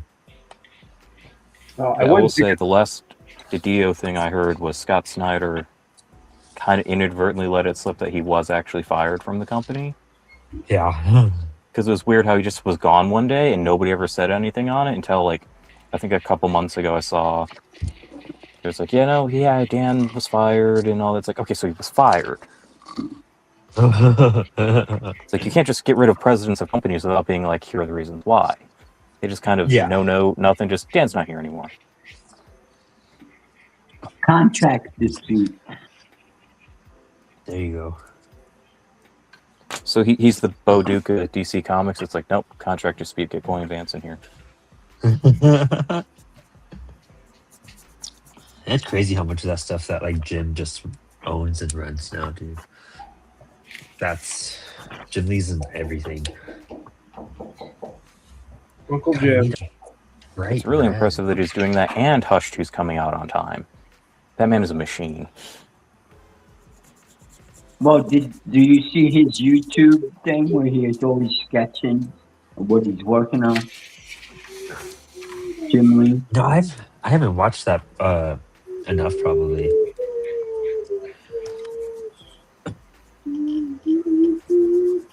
I need to watch some like more stuff like that though. Sketchings and things like that, like live stuff from those artists. Dave Finch just brought his back recently. Oh yeah? Yeah. It's probably just what I'm Clifford gonna do Finch's with is Apollo. very good. It It is. is very good. I'll put that on when I when I work sometimes. Or if I'm just like sitting waiting for Lex, I'll just put on a short video. Like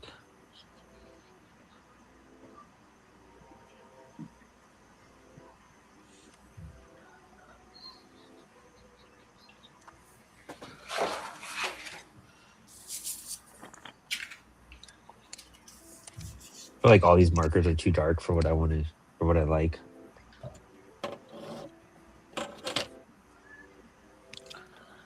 I was using a set of Dollar General alcohol markers at the show this weekend, and they were workhorses. They were getting the job done. Oh, really? We bought it for $6.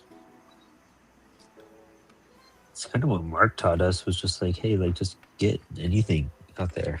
It all works. Yeah, when I was at Bix, I just went to, they have a store called Daiso, and the same thing, which is basically just Timo the store, but I just got these little, I think it was $6 raw. I got some erasers and some random pens, and then I drew all weekend at Bix with those, and I'll probably just keep using them for like random, like you can draw kind of things that I go to, but I don't think I'd use them for actual comic art. Yeah. Yeah, that was another thing with these sketch cards. I want to experiment just to see what works. I think that's what I'm finding reasons to do throwaway art, you know? Like, it's always a good thing. Dude, I got to look through Dave Finch's sketch card binder, which, for the record, those sketch cards are, you know, the same size as the CWS ones, but they sell for like thousands and thousands of dollars. Like that. But they're gorgeous. But he's doing like essentially like really fine, masterful paintings on those little sketch cards, man. That's insane. It's really cool. Well, I use these big pens that have different colors on them. Oh, that's cool. I got, see, those are the OG pens that you like. I would use in school and whatnot. Yeah, well, the good thing about it is I use hodgepodge on some of my drawings, and it doesn't get mixed up or, you know, run. So Oh, it works yeah, for that's me. a cool part.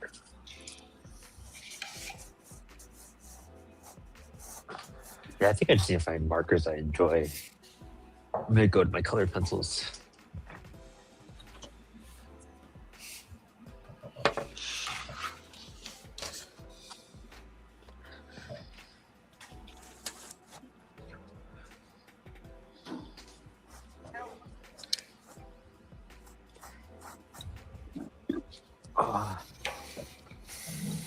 I left my sharpener downstairs, but I'm not going back.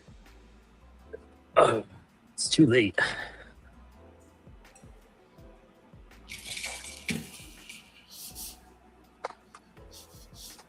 So, Jeff, you have a Kickstarter coming up.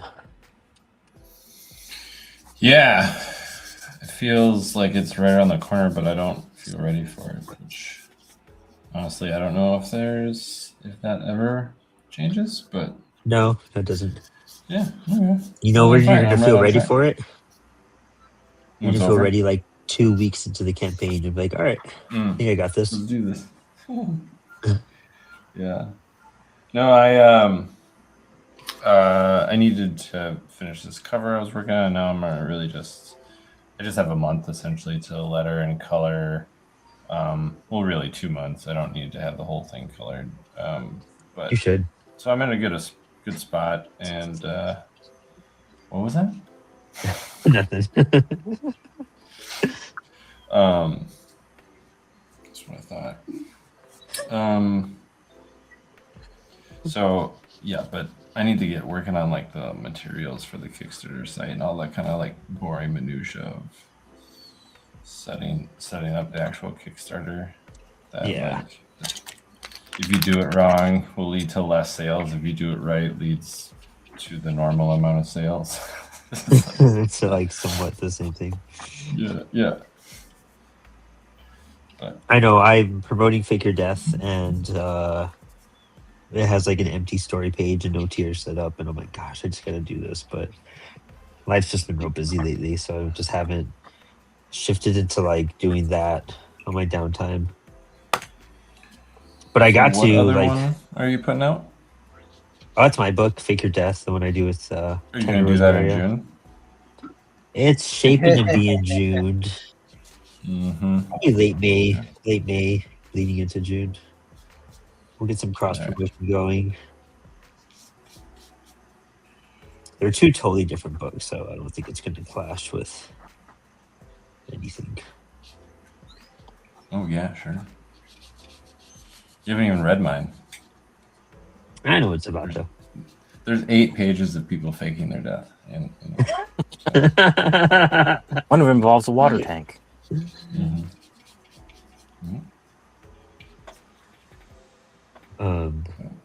You're screwing up. Yeah, because then we're. No, you're gonna do great. You're gonna do great. I'm nervous about mine, dude. I'm really nervous about mine. I'm asking for like 2K for mine. All right. Well, answer me this: what's the point of asking more? Like, So because I need to pay my artist. oh, okay. So this is minimum. Yeah, I just need to But get. like, you need to pay the artist regardless, right? They're already doing it. Well, yeah, but like China and I have stuff worked out like in a certain way to. China and I kind of like the way Max and I kind of function. Like we're and Evan and I, and even Christian and I, like we're all heavy on the collaboration aspect. So like none of us were worried about the money. We were all excited about the story and the book coming out. So like we kind of worry about the finances after the book is made, and we try to make it work for everyone involved. You know. Mm-hmm.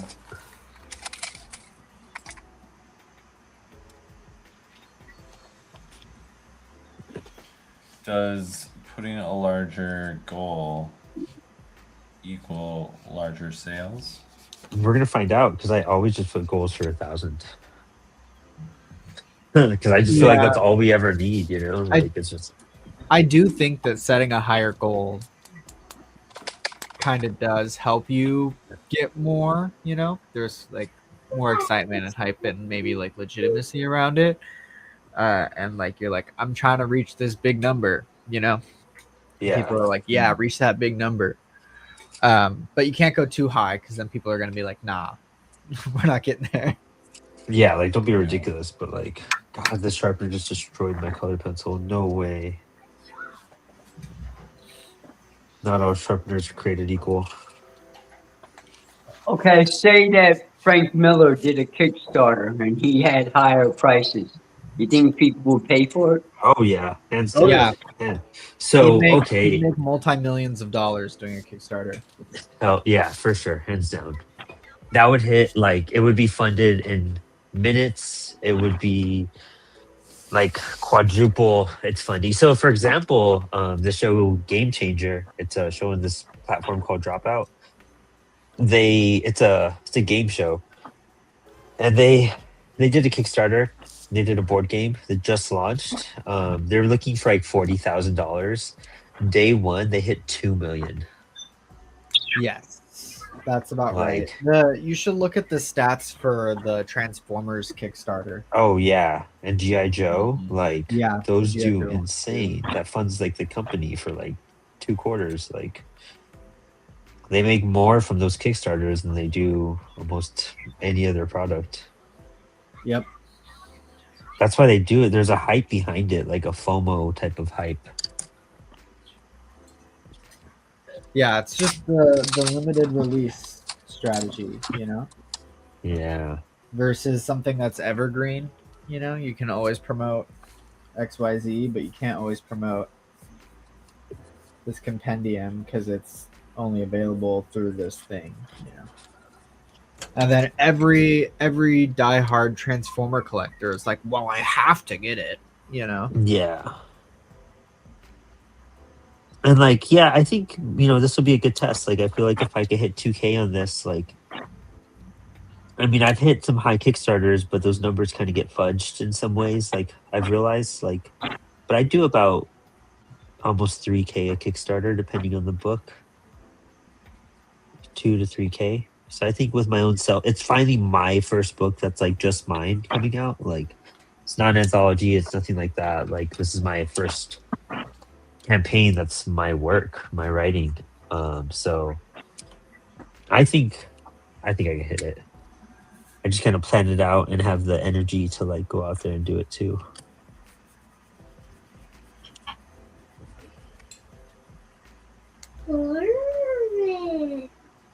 I also have people who are just like, I don't want to deal with the stress of a Kickstarter and I just want to print it. I'm just happy to have it out and I'll fund it off. And it's like, all right, by all means. Yeah, that's kind of where I'm at. And of course, you get your printing all done by CWS, right? Yeah, exactly. Well, and like most of it, I think the only time we ever don't use CWS is if we're just trying to do like a quick local thing where I just, it's so rare. I think every Apollo book has gone through CWS no matter what, unless I've home printed it, hands down. Plus, you get a discount, right? First, I want to watch. Not really. Really? Even though you work for them, you don't get a discount?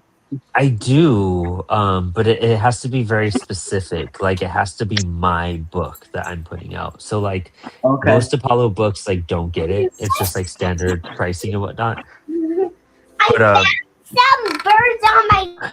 Like 2 of them right now I get a full discount on because they have like it's like my book that I produced and I made and whatnot. So that's where I'm excited to finally have my stuff out to like kind of utilize more of that. T'Challa. Definitely some good perks though with that. Like on my poster printing I've done and whatnot, I've utilized that, or I get like I've scored some free books because of it too. Like we used a lot of my books for a lot of the test printing for some of these for our expansions and whatnot. And so I got like free print runs basically on some stuff. Because there were misprints too. So it's always kind of cool. Right. Misprints are cool. Sometimes they're upset. That Times Square advertising? No, what do you mean? I don't know. There's been Spines, this publishing company called Spines. They're like, whoa, if you want to get your book published and we can get it on the New York Times Square advertising. It costs like a couple of thousand, I think, 1,000 for a certain amount of days or a month. And I can do it myself. I can fund it myself, but yeah, it's wild too. I would like to do that for Apollo one day. That'd be really interesting to see an Apollo billboard. I think I did that too red. Might need to white out some stuff. Let's erase this.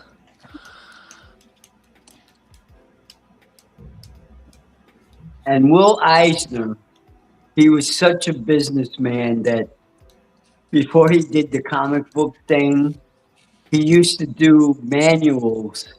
He would illustrate those, his company. Oh, yeah. So he had an office and everything. And even during World War II, he was doing instruction books. Yep. That's what I knew he did was the training manuals for the army and everything. And then Kirby would go and he'd survey land and then draw the maps out because he was so accurate, and that's what he did in the military. Right.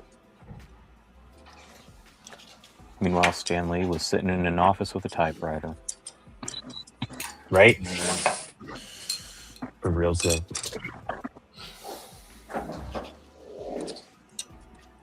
Yeah, Stan did some tricky stuff back then. Stan Lee was more of a promoter and a writer, so. Yeah. More? Oh, just like in general, like as a. Oh yeah, 100%. I mean, I've read those early Marvel books. It's tough. Yeah. Again, just look at the pictures. Don't read the words, unless you're looking at some early X-Men where it's like, why is there a paragraph of block and then Magneto's boots. Yeah. No, for real. It's like, I know he's in the panel because I see his boots and they're bright pink, but like, he's not in this panel.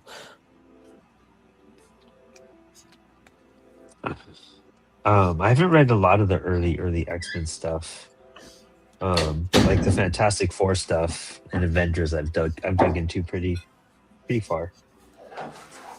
Yeah, the X-Men stuff's real weird because, okay, why is there a love triangle between Jean Grey, Angel, Scott, and then Xavier randomly for one issue? What?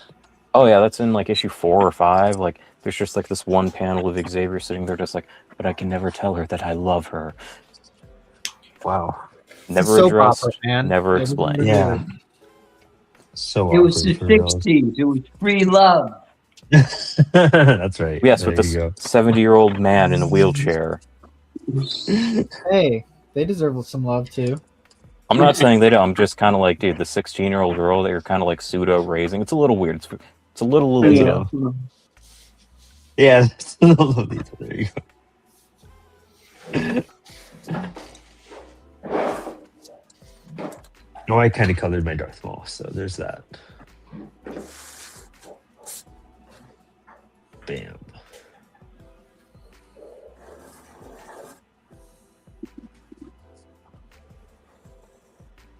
And I love the debate is like a lot of people saying, well, Walt didn't draw Mickey. He never had any sketches. It was the other guy, his partner, who drew Mickey Yeah, it was Mouse. Bub. Oh, I didn't know that.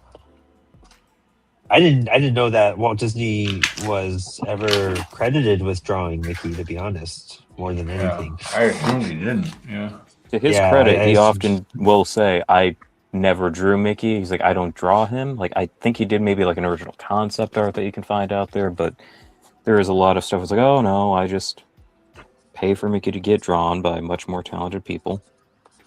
Either that or Bob that's that Kane would've- wonderful Disney marketing of, we need to rehab his image. Yeah, right, yeah. Which Bob Kane would have done that too. No, I kind of like watching Bob Kane squirm throughout history. Just every Bob Kane story I hear is virtually the same. Just, hey Bob, can you draw me this? Hum. Yeah, I really can. Actually, Well, I I'm- need my tools. But, you I'm know, happy I with feel this. sorry for the creators of Superman, how they got really screwed Oh yeah, until Neil Yeah. Adams did something for them. So, yeah. Neil saved those dudes. that's Thank why God, the too. artists has to always have their lawyer check out the contract. Yep, straight up though.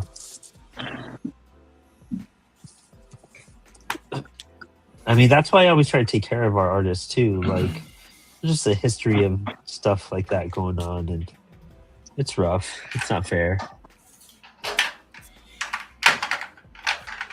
Well, at least with George Lucas, when he made his deal, when he created Star Wars, that he got merchandise profit.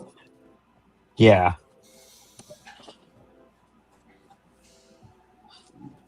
Like even with my artists, like they end up getting profits off of sales, and I buy them. You know, I make sure they have copies of the book so they could sell and actually make more money off of that. Like, you got to do stuff for them to work things out.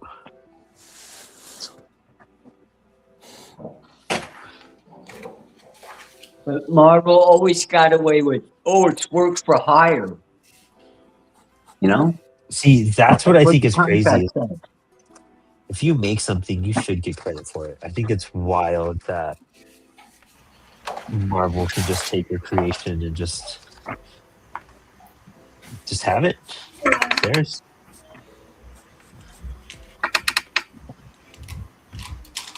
I mean, talking about Donny Cates again, like, dude, like his apparently his like a lot of his Venom stuff was in the new Spider-Man game, and I don't even think he got credit for a lot of it.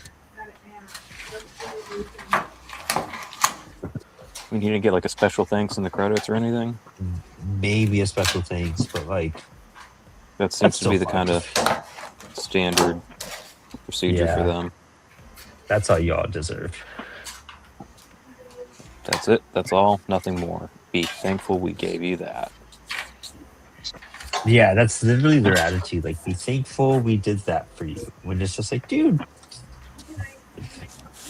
I guess it might boost like sales for their books so they get royalties. I guess that's a way to look at it.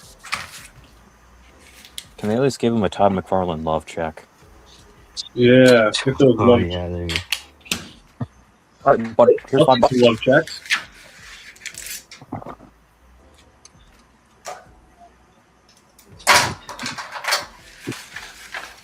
I just have to wonder why he called him that. So creepy sounding.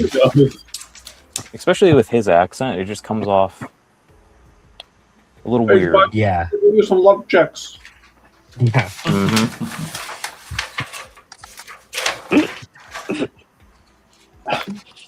Oh my god, that's great.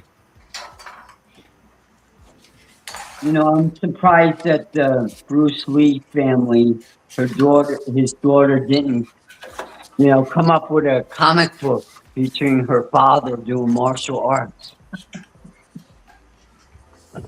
That'd be cool. I mean, there's probably is a comic book with Bruce Lee in it, but Oh, I guarantee it. Yeah, hands down. Hands down. I think I have somewhere a Bruce Lee comic now that I think about it.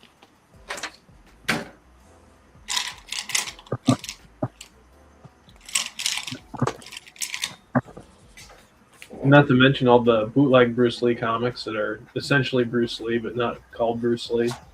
Not to Right. mention Kill Bill, which is just, Uma Thurman as Bruce Lee, Yeah. down to the suit. Yeah, down to the suit, literally. It's like, I get it's a homage or whatever, but it's still just like, dude, I think I'd rather just watch Bruce Lee. well, I didn't like the way Quentin Tarantino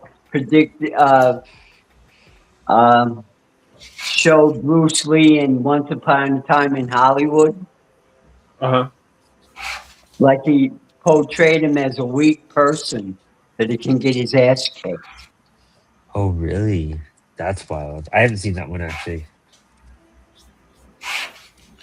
Overall, I thought that was a pretty good movie. Yeah, Oh, yeah. I mean, it's an alternate reality movie, so it's kind of like, kind of take it for what you want. But yeah, no, I don't think anybody believes that Brad Pitt's running around beating up Bruce Lee.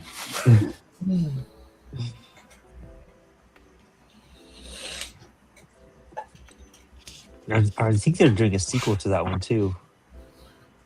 Or they said they Really? were. He was. Yeah. Oh, just with Brad. Yeah, they got a trailer out. It's just with Brad Pitt's character. Yeah. My precious 10th movie. I don't think I have a black coloring pencil. Well, does anybody have a comic book artist, professional, Marvel, DC, who is overrated? Ooh. I don't even want to talk. Past, present, No. and future?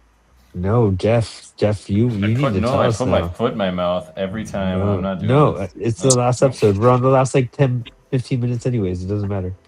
Yeah, no. No, I don't know. You can Someone say else go no first. because you're preserving your political position in the comic Ah. book. No, I just every time I do this, look, I don't really like them. I just like tell everybody's favorite artist and just like. No, I gotta know now. Just gonna- I gotta know. Tell me. All right, who's Well, I don't like Klaus Janson as an inker. That's like. I just like shut up after that. See, that is blasphemy. That is just... Yeah. So. Well, why Like, not? on here. Why not? It's just not my style. Like I'm way more. Not my style. Yeah, I do way more clean work than he does. But That makes that sense. said, he can really do clean work. I've also read his inking books and learned a ton from him. I just don't really dig it. So you But every time I recognize, say like, it, okay, everyone- yes, this is brilliant. I just don't prefer it. Yeah, sure. That's a nicer way of saying it. But it's yeah. I'm just gonna stop there. I'm not a big Romita Jr. fan. Like, I respect him as a guy. I think he's a great dude. He's real sweet. Do not like the work he produces. Which one, junior or senior? Junior. The answer is both. Sorry, here I go again. Oh, that's a bird. No, I like senior. I like senior. I actually like senior quite a bit. Yeah, he's got the cleanest ink line.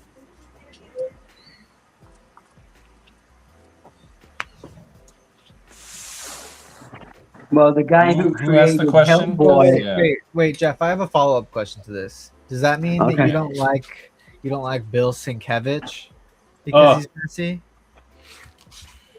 I actually don't know Bill Sienkiewicz off name alone. What? Let me go look him up. Oh, Dude, brother. I spent my whole What are youth we in the woods. talking? I wasn't consuming anything. You know what? It's okay because I don't know a ton of Bill Sienkiewicz work either, but I like his art.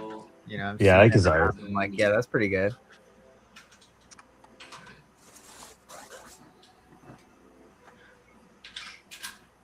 There's a name I totally don't know. Oh, there he is. Okay, let's see. You definitely have seen his work.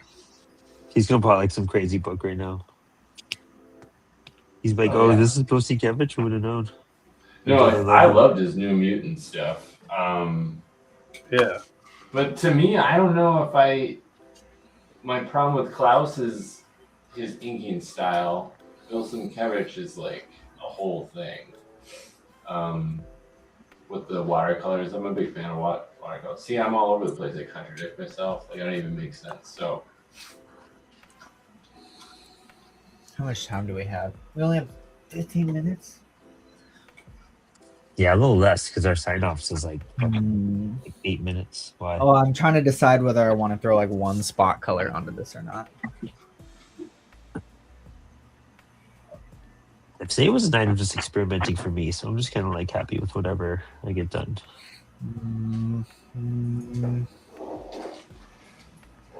I think it's easier to do it like an underrated artist than an artist who's overrated. Yeah. Well, the guy who created Hellboy, his career, he started out as an inker, and he said he was the worst inker Oh, yeah. ever. I don't know. I might be worse than him. He's the inker that everyone copies now.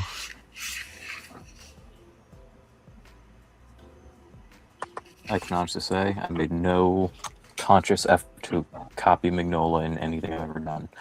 Same. Maybe as like an exercise in school, just like hey, that was the assignment, so it was like that works for that. But like, in as far as anything I was going to show anybody or put out in a professional sense, now. Here's my Mignola. Actually, here you go. Here's my Mignola Batman drawing. Trying to make it a little monstrous. I did that for Inktober. Yeah, So that's like the closest I've done. But like that's like just for exercise, fun and just taking part in something. I think I maybe when he was putting out in lockdown, when he was doing all the monster drawings, or like the day, what ended up being that book put out, all the sketches. I think I inked a few of those in a sketchbook. I'd have to look, but that was just like we're not going anywhere, we're not doing anything, guess I'll do that. Like I'm a captive audience to his Instagram right now, so.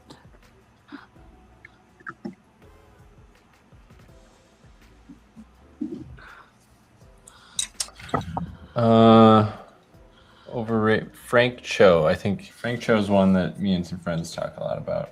He's got like a lot of talent, but like does the same thing over and over again. Yeah, I can see that. But you want to talk about somebody I really like his inking. His inking is really good. Jim Lee. Okay. I think Jim Lee's a little overrated. He's the best, I get it, but he's just like a little much. I'm kind of just tired of hearing about Jim Lee. That's what I would have said too. You know who I think is like still underrated but he's still badass is Sean Gordon Murphy. I know he's popular, but I still don't think he gets enough cred. I don't think the books Underrated? of his that are popular are the ones that should have been popular. I think Punk Like Rock what? Jesus is a better book than any of his Oh, yeah. Batman stuff. And his Batman stuff's good. I just think Punk Rock Jesus is saying more and is more interesting. Oh yeah, I feel that. Such a good book. Yeah, like I've read Isn't he Punk Rock. doing more with that? I've not read his Batman stuff. Because like the Batman stuff, like you're pretty limited in. Okay, they're only going to let you do X amount with this, but I feel like that's pretty close to an actual statement from him. I can see that 100%. My eyes are frying out. Just kind of like speeding through this like parallel pen. I like messed this up, so I just decided just to like fuck it all up. So it happens. My eyes are watering. Why are my eyes watering, dude? I need to blink. Let's see. Who is? Dude, this is like one of the last questions.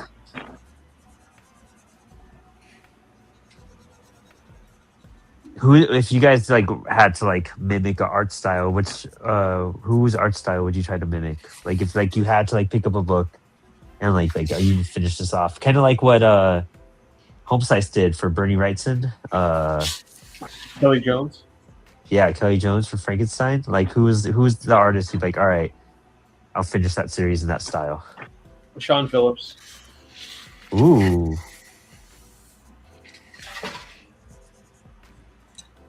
I think it's is the question who could I, or is the question if I just like magically was able to draw like that person? Take it for what you will, because I don't have enough skill to really see anybody. Richard Corbin. Ooh, that's a Damn. good pick. Yes. That's a really good pick. I'm going to go Kirby because I know it's going to sell. There you go. It's okay, who's the most successful commercial artist of all time in this industry? There you go. My new yacht is paid for.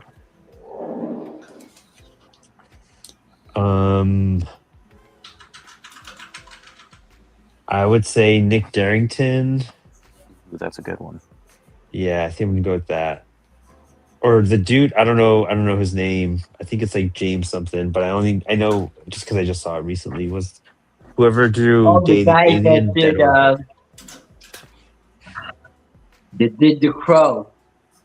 Oh, James Labar. Labar. There you go. Oh, that's a it. good one too. I wish I could write like James O'Barr. I don't wish I could draw. There you go.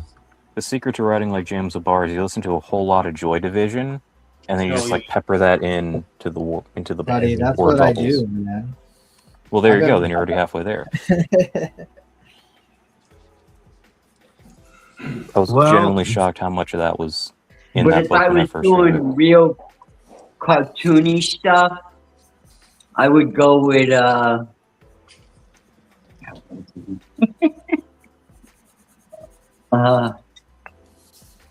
Jeff Smith. Oh yeah. Oh, that's cool. That's a good pick. That's a really good pick. I gotta read Bone. Me too. Bone is great. You should read it in black and white too. Yeah, Yeah. lately he's been doing cartoon Crossroads Yeah. in Ohio. So He was at Baltimore last year. I met him for a second. He was lost. It's like, how the hell do I get out of yeah, this because building? I I'm know like, I think he had a heart attack recently, Yeah. a Oh, year wow. ago. Yes. well, that's the show. That's Spilled Ink. That's it. That's all, folks. That's all. We'll see if it comes back. But if You not, got my I'll buy this. email. Yeah, I'll cook up something soon because this is always good just to hang out and draw and be with people. We all got some stuff done. We all learned some stuff, except for Jeff. Yeah, I don't learn nothing. I kicked my camera. But let's do a little round table.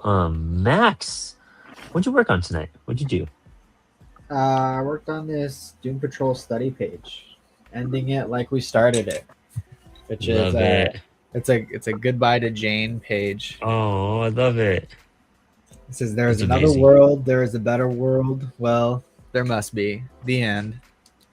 That's amazing. And I want then that. I'm throwing some neon Love the colors on Smith's it quote. because I can. Ooh.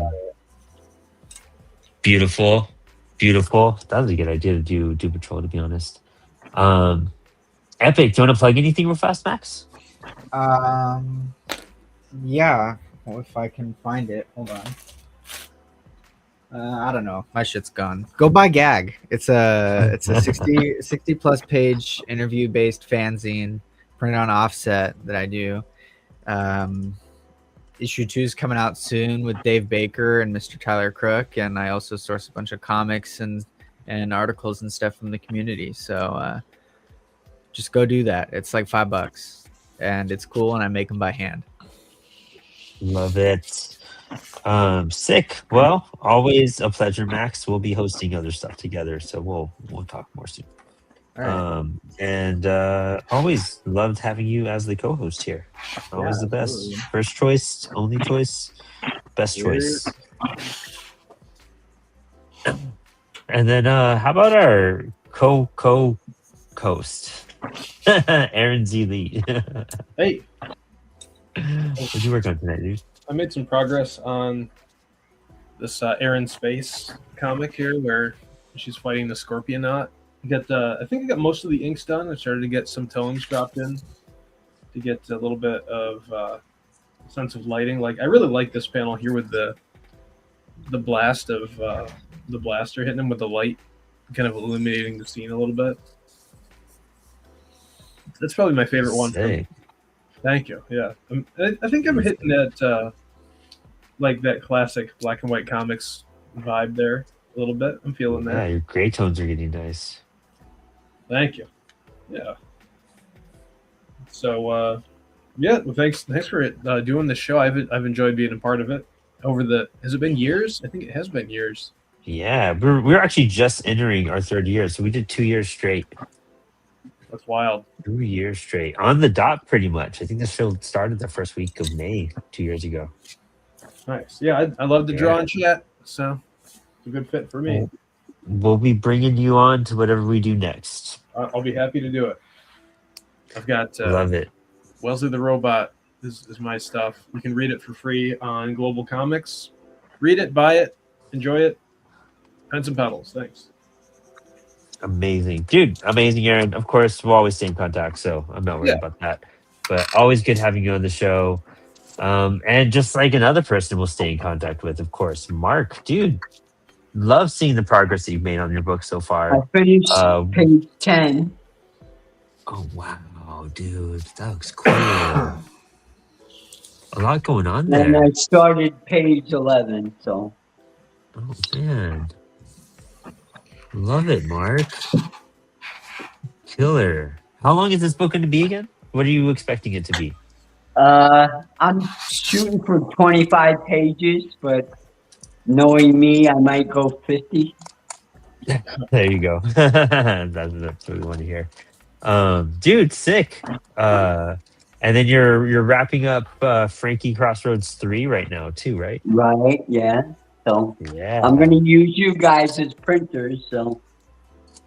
Well, I'll be there helping out however I can. So anything you need, I'm always around. Always help you out with your stuff. And I might actually keep Cat's Comics and Coffee, so that might stay. So if it does, we'll do another. Did I send you book number 2? Yeah, I got 2 as well. Yeah. You got number 2, okay. Yeah, I'm hyped about it. But Epic, Mark, I'm so glad you became a pivotal part of the show. So I really appreciate you coming on and hanging out with us every week. It's always a blast talking to you. Yeah, it's always good talking to you guys too. Hopefully we can continue this when it happens. Yeah, hands down. You are going to be on the list to hang out with. But I appreciate you, dude. Always coming on. So thank you so much. Okay. I'll probably, talk to you in Discord. Yeah, you know it. Love it. Thank you so much, dude. You're And welcome. we got Jeff DeMars, dude. Oh, that's good looking stuff. That's Yeah, great. I just went back to the last page because I was lazy. I have a repeating panel, so I didn't ink one of them, and I just copied it digitally. So I told myself I would come back to it. So I'm just finishing the inks on the last page of my book, Finding Kismet, which will be kickstarting in June. It'll be competing with another book from Apollo City Comics, apparently. So back mine if you're only going to back one, and then back Brandon's if you got time for two. And yeah, so more on that. We'll probably be pushing that on socials a lot coming up here once I start getting some finished colors done on stuff. Oh, I feel that. Yeah. Yeah. Good stuff. Always happy to have you on, Jeff. And you're part of Apollo, so you're just designated to be part of whatever I do next. So Yep. be Deal. ready. You're not going anywhere. But yeah, the link to Finding Kismets and the episode description, just check out Jeff's links, or check out the Apollo City Comics page, and it'll direct link you there as well. But I'm hyped to get that book out there, dude. I've been staring at that poster in my living room for like 2 years now, so glad you got it done. And I'm Colin, dude. Well, first off, thanks for coming on the last show. I'm fucking hyped that we finally got to connect a bit more. What all did you work on, dude? That's looking cool. I worked on this big Wolverine fastball special poster. I'm gonna finish it probably over the weekend, so it'll be up on socials Monday. Sick. Love it, dude. That's so cool. You have like a John Buscema vibe to your characters. I'll take it. Never heard that before, but I'll take it. You want to promote anything? Let anyone know where to find your stuff? Yeah, Instagram's basically the hub for everything. It's at Crumbs of Rye Art, RYE. So that's the book. So for him there, No Future, No Fear. That's the first, probably of many things. So that's on Gumroad. I have physical copies on Etsy. I did not make it hard to find. So I love that, dude. Yeah, I'm excited to dig into it, and whatever I do next, I'll definitely still be including like some sort of book reviews and promotion. So I kind of do that on my Substack in general. So we'll definitely connect and talk a little more off air. all right, sounds good. Oh yeah, dude. Well, thank you so much. And then I forgot to show. I did these quick sketch cards. I'm not like too happy because they were like experimental. This Darth Maul one came up pretty dope though. Yeah, it looks great. Pretty hyped for that one. Wow. Yeah. And then the Anakin one, I started that's coloring good. and I hated it. But like I should have just kept it black and white. That like was kind of cool. I just like didn't find the colors I wanted to mix in. I got to work on it a little more. And then I like fucked up this Obi-Wan right away, so I just kind of scribbled on it with my parallel pen. So it was fun learning that. I like how closed look with the parallel pen though. So Yeah. I think I'm gonna keep that in mind for sure. And some hair movements. But that's it. That's the show. So thank you all for watching and drawing and hanging out with us and doing this for 2 years and getting me to pick up a pen and pencil and learn how to draw. So I'm hyped to somehow keep this going in some way in the future with probably, I'm going to say with Apollo, which you should check out Apollo City Comics at apollocitycomics.com. And we have tons of new releases.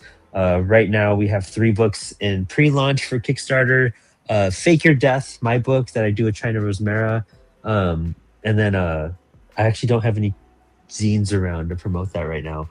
But we also have Finding Kismet that Jeff just talked about. Really hyped to get that up in the air. And then we have This Comic Kills Fascist Dos, which just went into pre-launch. So many people in that book. It's going to be huge. It's beautiful. We're going to launch July 4th. So I think there's going to be some overlap with Jeff in both of our books to get some good cross promotion. So be ready, excited. I'm hyped about these new campaigns. And I will see you somewhere on the interwebs doing something soon with whatever I do, because this is kind of what I do. So, but if you need anything else from CWS, I'm probably going to be the one answering. So, thanks for hanging. Thanks for drawing. Thank you. Thank you.